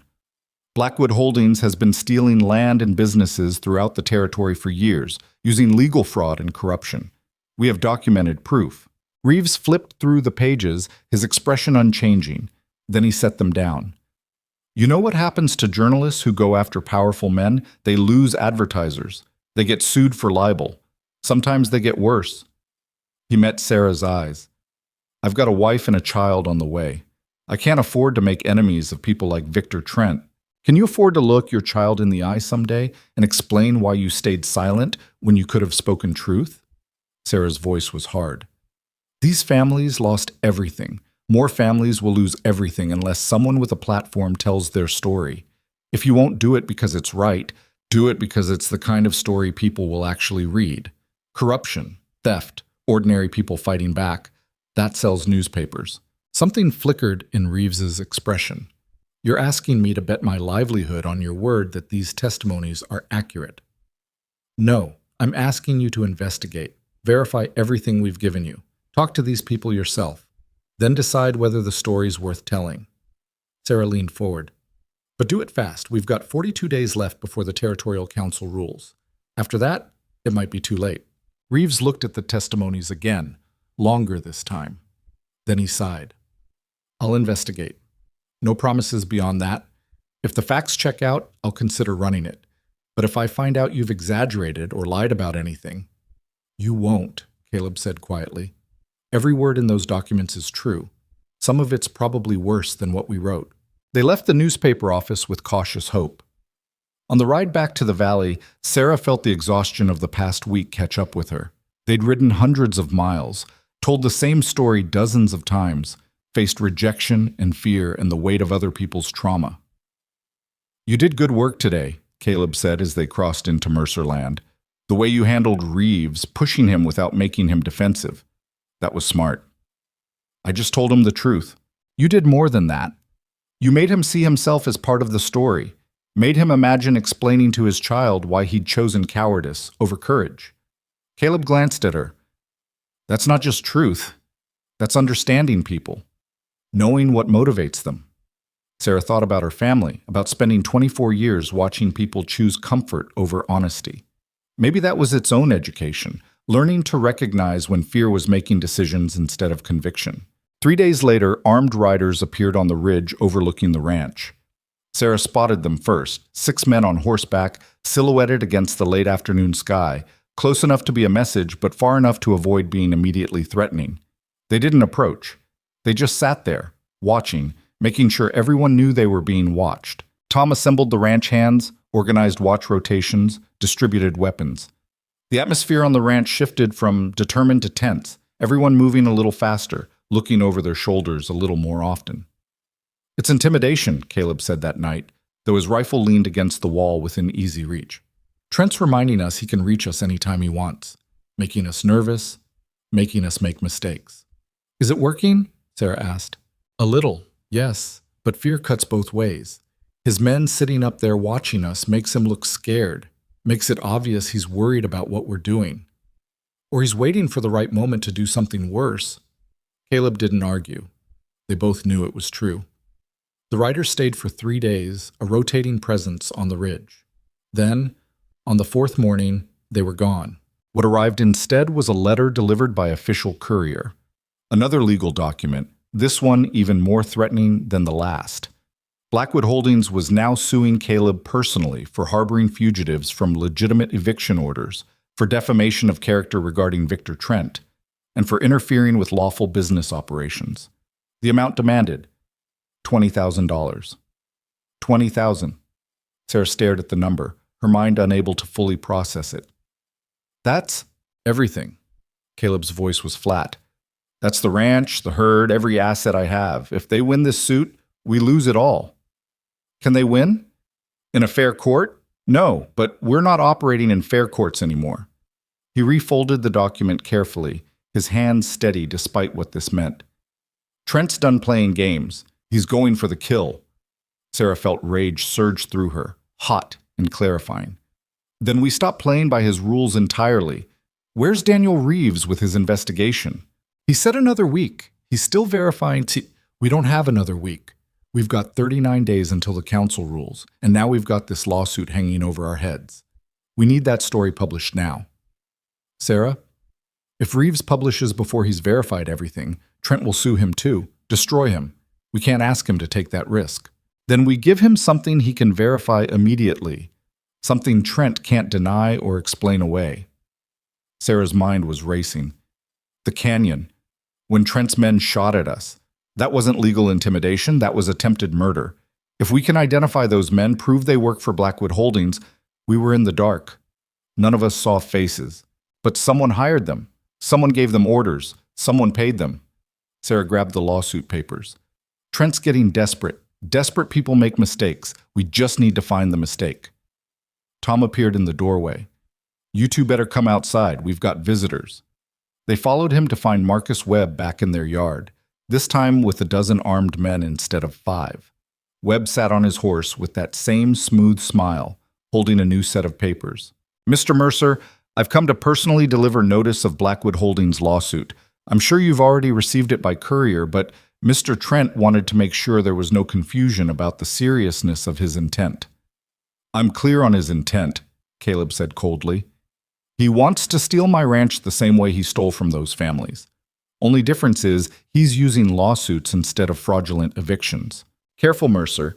Defamation is one of the charges in that suit. Every word you speak against Mr. Trent just adds to the damages he can claim. Webb's smile widened. But he's a generous man. He's authorized me to offer you a settlement. Drop your support for the Carson, Hayes, and Drummond families. Publicly retract any accusations against Blackwood Holdings. Pay a modest settlement of $5,000. Do all that, and the lawsuit goes away. Or I could tell you to go to hell, Caleb said flatly, which is my actual response. Webb's smile didn't falter. You're making a mistake. You can't win this fight. The law is on our side. The courts are on our side. Every day you resist costs you money, reputation, and safety. Why die on this hill? Because someone has to. Sarah stepped forward before she could stop herself. Because if no one stands up to men like Trent, he'll keep stealing and lying and destroying lives until there's nothing left worth fighting for. Webb looked at her like she was a curiosity. Mrs. Mercer, I've heard you've been busy collecting stories, trying to turn public opinion against us. That's cute. But public opinion doesn't win lawsuits. Money and power do. And you have neither. We have truth. Truth is whatever a judge says it is. Webb gathered his reins. You have 1 week to accept the settlement offer. After that, the price goes up. And Mr. Trent stops being generous. He rode off with his armed escort, leaving dust and tension in his wake. $5,000, Tom said quietly. That's everything we've made this year. And that's the generous offer. Which means the $20,000 lawsuit is designed to force us to accept the settlement. Caleb's voice was tight. Classic squeeze play. Make the alternative so terrifying that people jump at the generous option. Sarah watched the riders disappear over the ridge. What if we don't respond at all? What if we just keep moving forward like none of this matters? Then they'll escalate. The lawsuit moves forward, the pressure increases, and eventually something breaks. Probably us. Caleb turned toward the house. I need to think, figure out our next move. But Sarah's mind was already working.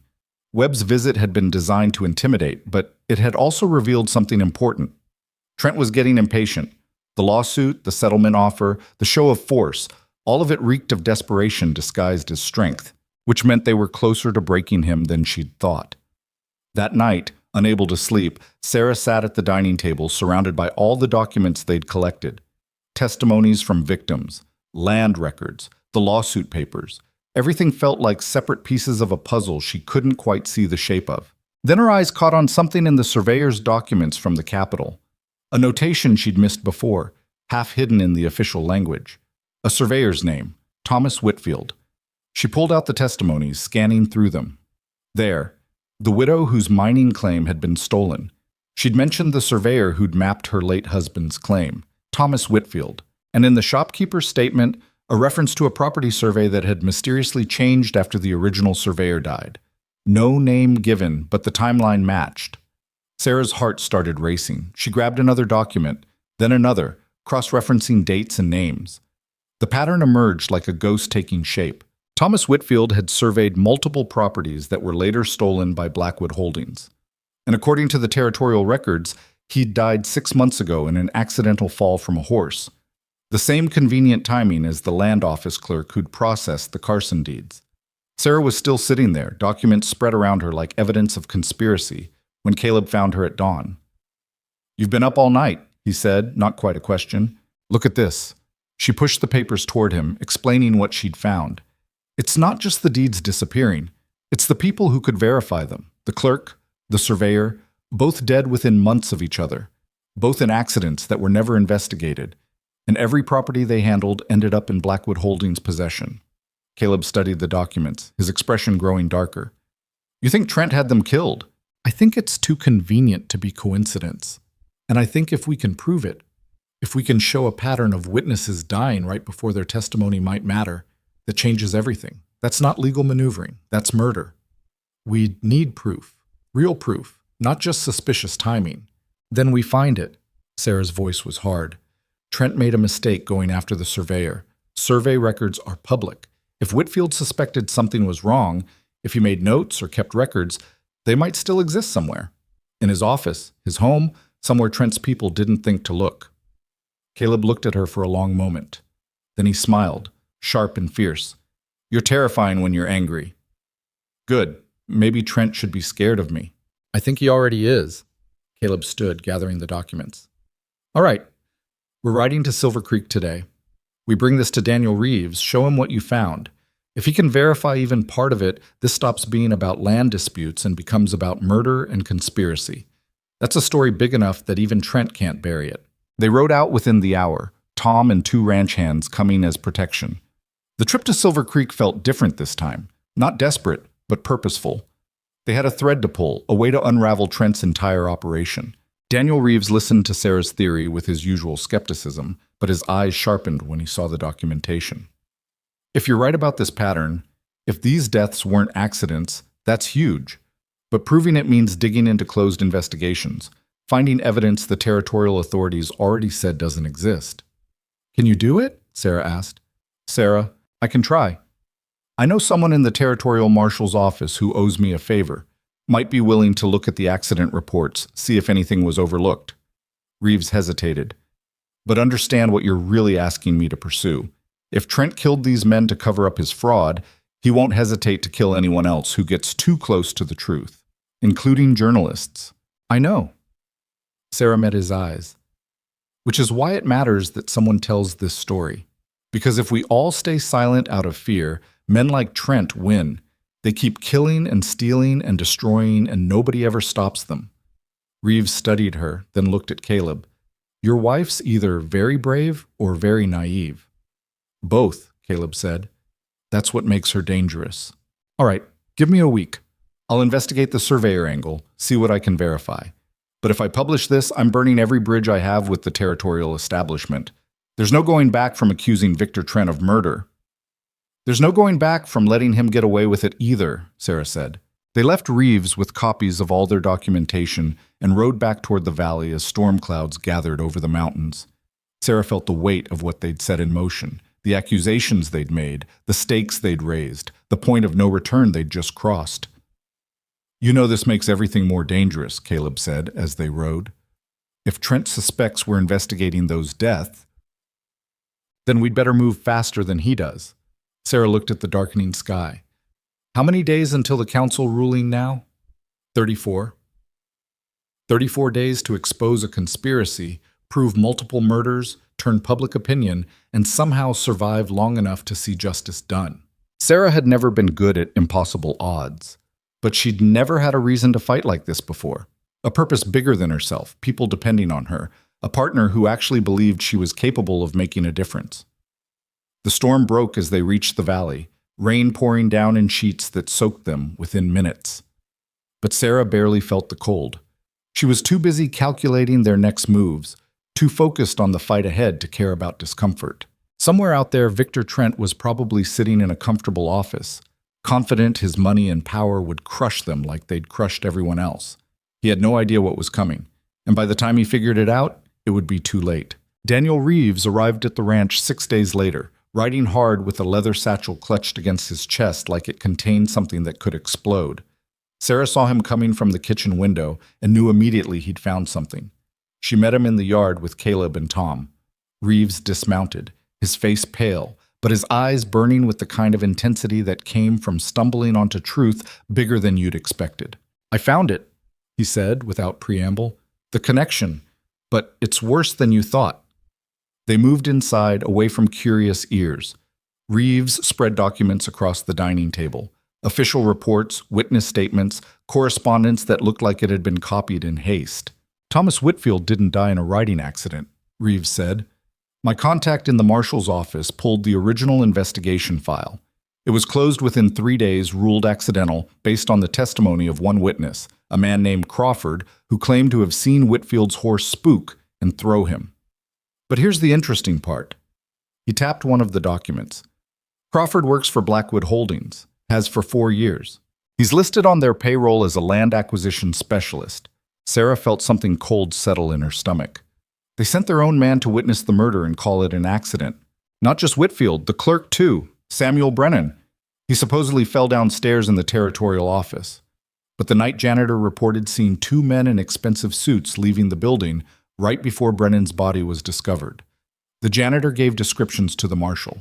Nothing was ever done with it. Reeves pulled out another document.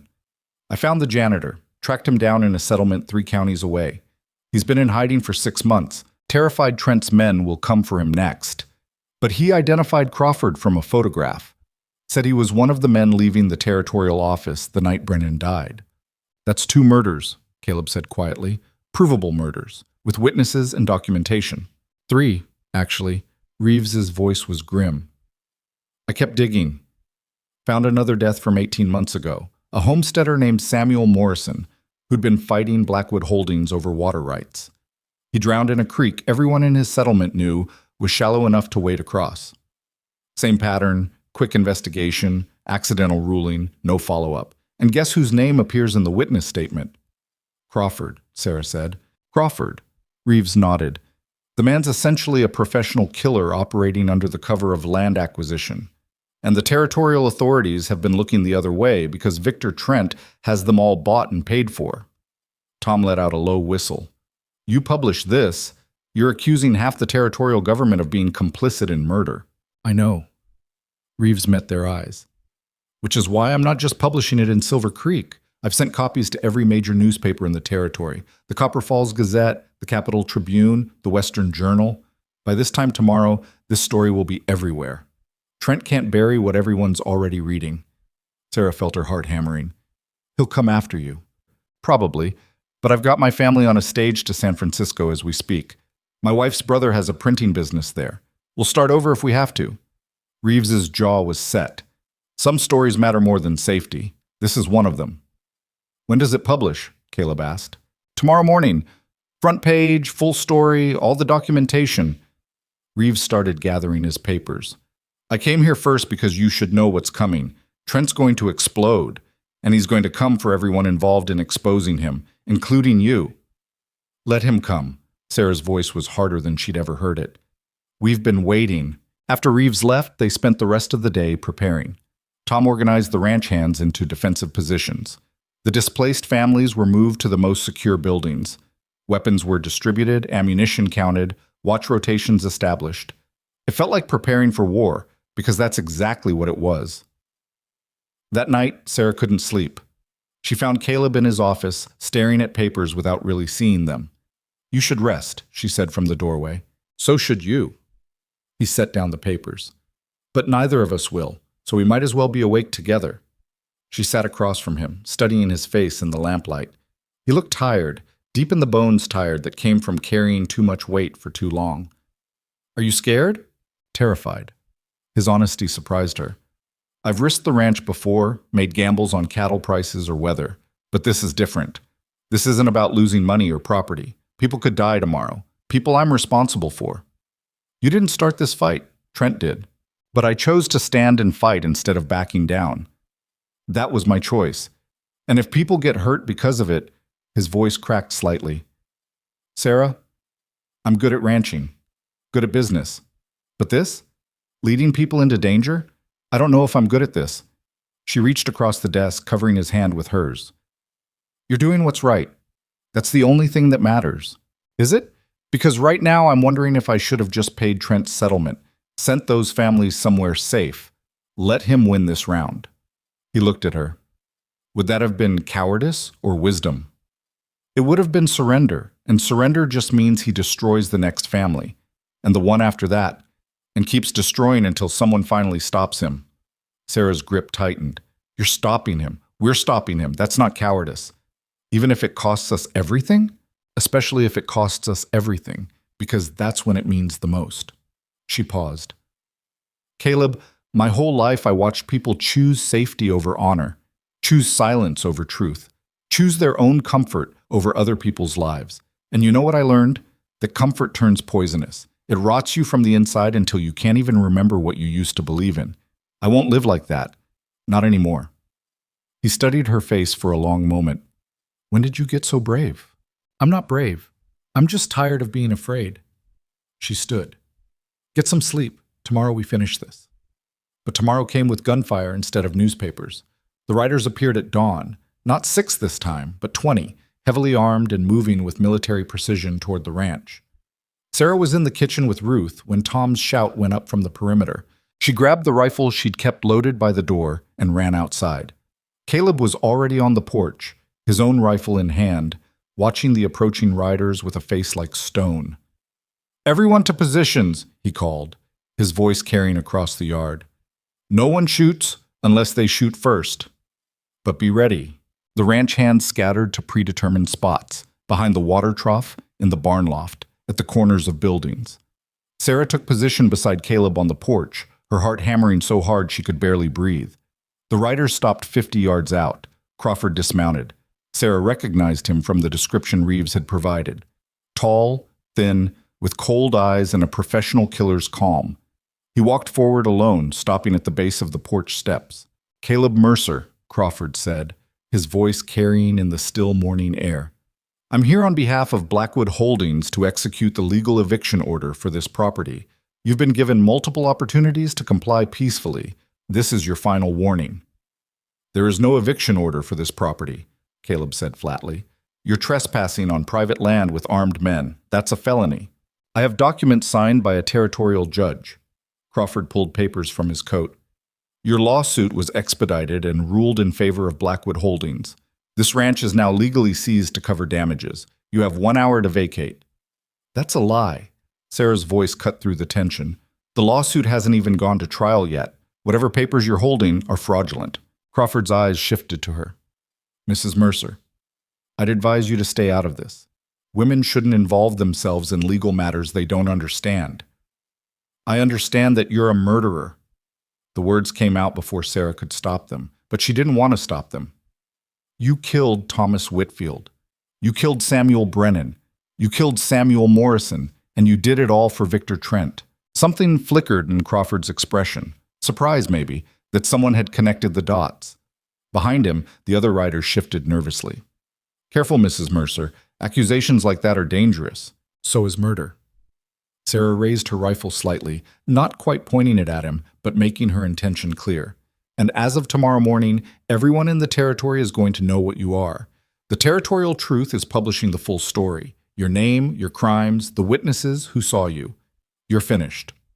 Crawford's face went cold. The newspaper won't publish anything. We've already handled that. Have you? Caleb's voice was sharp. Because Daniel Reeves sent copies to every major newspaper in the territory. You'd have to silence all of them, and I doubt you managed that overnight. For the first time, Crawford looked uncertain. He glanced back at his men, and Sarah saw the moment his confidence cracked. This is your last chance, Crawford said, but there was less authority in his voice now. Surrender the property or what? Tom called from the barn. You'll murder us all like you murdered those others, with 20 witnesses watching? Go ahead and try. See how long you stay out of a noose. The standoff held for a terrible moment, everyone's fingers on triggers, violence hanging in the air like smoke. Then, from the direction of the main road, Sarah heard something that sounded like thunder. But it wasn't thunder. It was horses, dozens of them. Crawford turned and Sarah saw genuine fear cross his face as riders crested the ridge. Ranchers from neighboring properties, settlers from nearby towns, people who'd heard about the confrontation and come armed. Robert Bennett led them, his weathered face grim. Crawford, Bennett called out. You're outnumbered about 3-1 right now. I'd suggest you and your men ride out while you still can. This is legal business. There's nothing legal about what Blackwood Holdings has been doing, and as of about an hour ago, everyone knows it. Bennett held up a newspaper, early edition, rushed printing, but unmistakably real. The Capital Tribune published this at midnight, got rushed copies delivered to every major town in the territory. It's over, Crawford. The whole territory knows about the murders, the fraud, everything. You want to add 20 more bodies to your count in front of all these witnesses?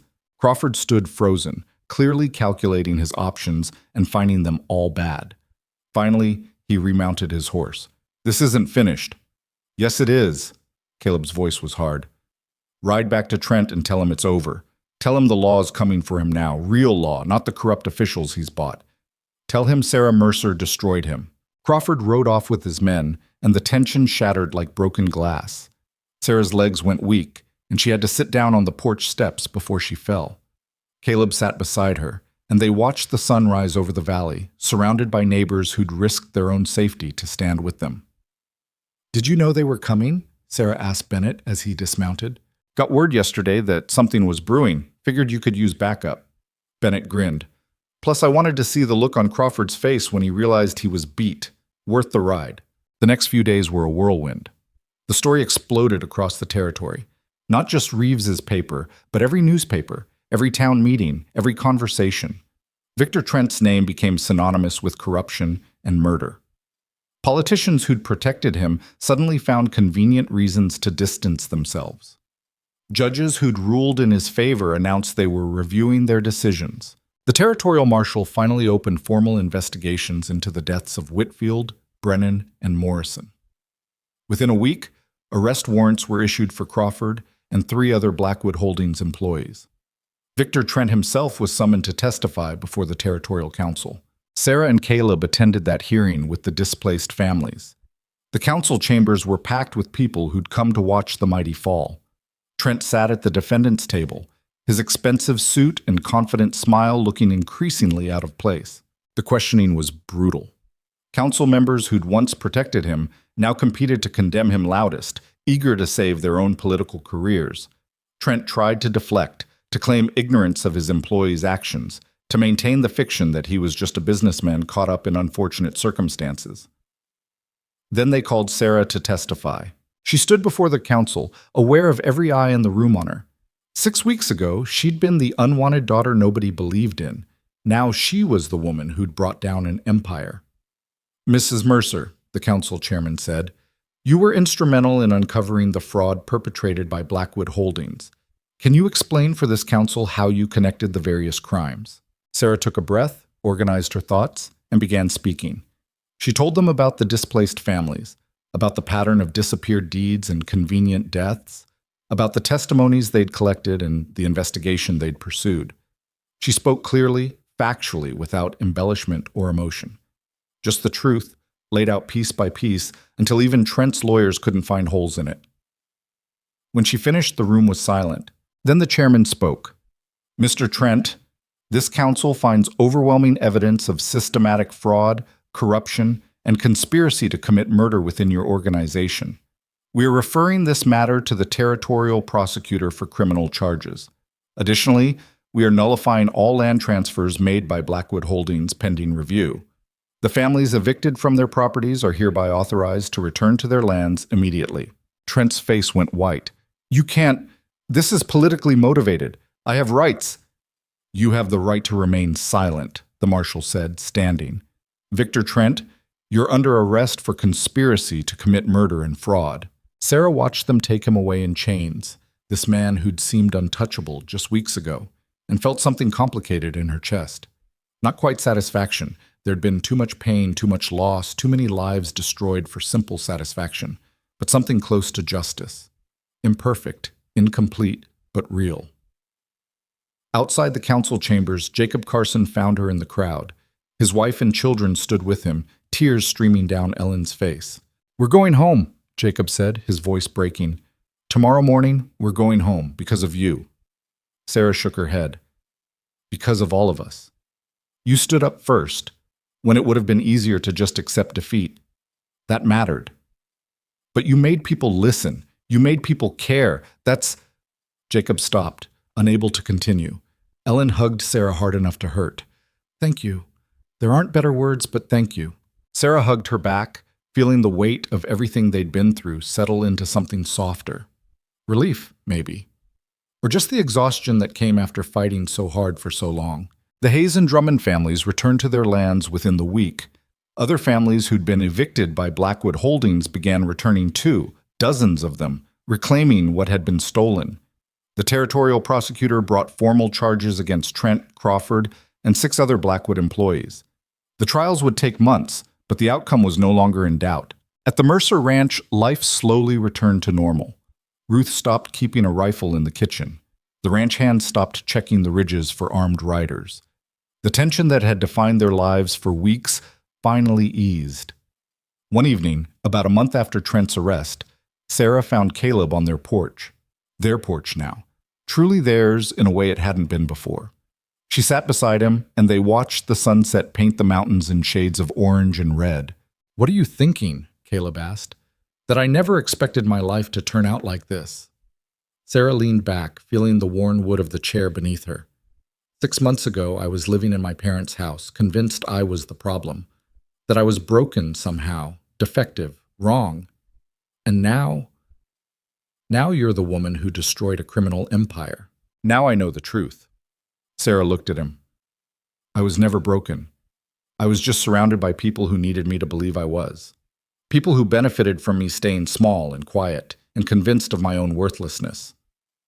Caleb was quiet for a moment. "Have you heard from your family since the news spread?" "A letter arrived last week from my mother." Sarah's voice was neutral. "She wanted to reconcile, said she always knew I had potential, that she was proud of what I'd accomplished, that families should support each other. She invited me to visit, bring you, show you off to their friends." "What did you say?" Nothing. I burned the letter." Sarah met his eyes. "I spent 24 years begging for their approval, trying to become someone they'd actually love.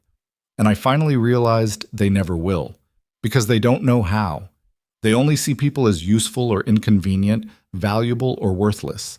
And I'm done trying to be valuable to people incapable of recognizing real worth." That must have hurt. It did. But it also felt like freedom. Sarah reached for his hand. "You know what the difference is between my family and what we built here? My family loved me conditionally, only when I served their purposes, fit their expectations, made them look good. But you, Tom, Ruth, those families we helped, you all saw me for who I actually was and decided I was worth standing beside. Not because I was perfect or useful, but because I was willing to fight for what mattered. That's the difference between approval and respect. And I'll take respect every time." "Ite," Caleb squeezed her hand. "I'm glad you're here. I'm glad I sent that proposal. I'm glad you took the risk." "So am I." Sarah smiled. "Even though you turned my life completely upside down, you did the same to mine." But his voice was warm. "Fair trade." They sat in comfortable silence as the stars began appearing, the same stars that had witnessed everything, the fear, the fights, the victories, the slow building of something real between two people who'd started as strangers. "What happens now?" Sarah asked eventually. "After the trials, after everything settles, what do we do?" "We keep building. The ranch, the valley, this life we've started." Caleb looked at her. "And we help other people do the same. There are more Victor Trents out there, more families being crushed by people with money and power. Maybe we become the ones who stand up for them. Make that our purpose." "You want to keep fighting. I want to keep mattering, same as you." He paused. "Think you can handle that? A lifetime of standing up to powerful people who'd rather we stayed quiet?" Sarah thought about the market in Black Hollow Ridge, about that moment 3 years ago when she'd stood alone to defend an old man. She thought about the scared girl who'd ridden into this valley expecting nothing, and the woman she'd become, harder, stronger, clearer about what she believed and why. "Yes," she said, "I can handle that." And she meant it. The territorial court eventually convicted Victor Trent of fraud, conspiracy, and accessory to murder. He was sentenced to 20 years in prison, his fortune seized and distributed to his victims. Crawford and his accomplices received even harsher sentences. The corrupt officials who'd protected them were removed from office, replaced by people who actually believed in justice. It wasn't perfect. Systems that broken didn't heal overnight. But it was a start, and starting was sometimes the hardest part. Sarah's story spread beyond the territory, carried by newspapers and word of mouth. She received letters from other women who'd been told they were too difficult, too stubborn, too much. Women who'd spent their lives trying to be smaller, quieter, less, women who read about what she'd done and decided maybe they could stand up too. She answered every letter, told them the truth, that standing up was terrifying, that it cost something, that you didn't always win, but that the alternative was worse, that staying silent poisoned you slowly until you couldn't remember who you'd been before you learned to disappear. 5 years later, the Mercer Ranch was the largest in the territory, but size wasn't what made it matter. It mattered because workers were treated fairly, because families in trouble found shelter there, because Caleb and Sarah had built something that stood for more than just profit.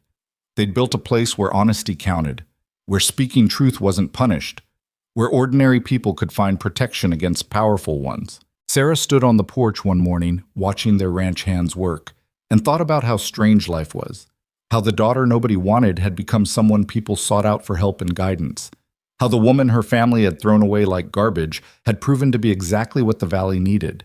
She thought about her mother's letter, about that offer of reconciliation that had really just been an attempt to claim credit for Sarah's success, about her father who'd called her a burden, her sisters who'd mocked her, all the people who'd spent years convincing her she was wrong and broken and worthless.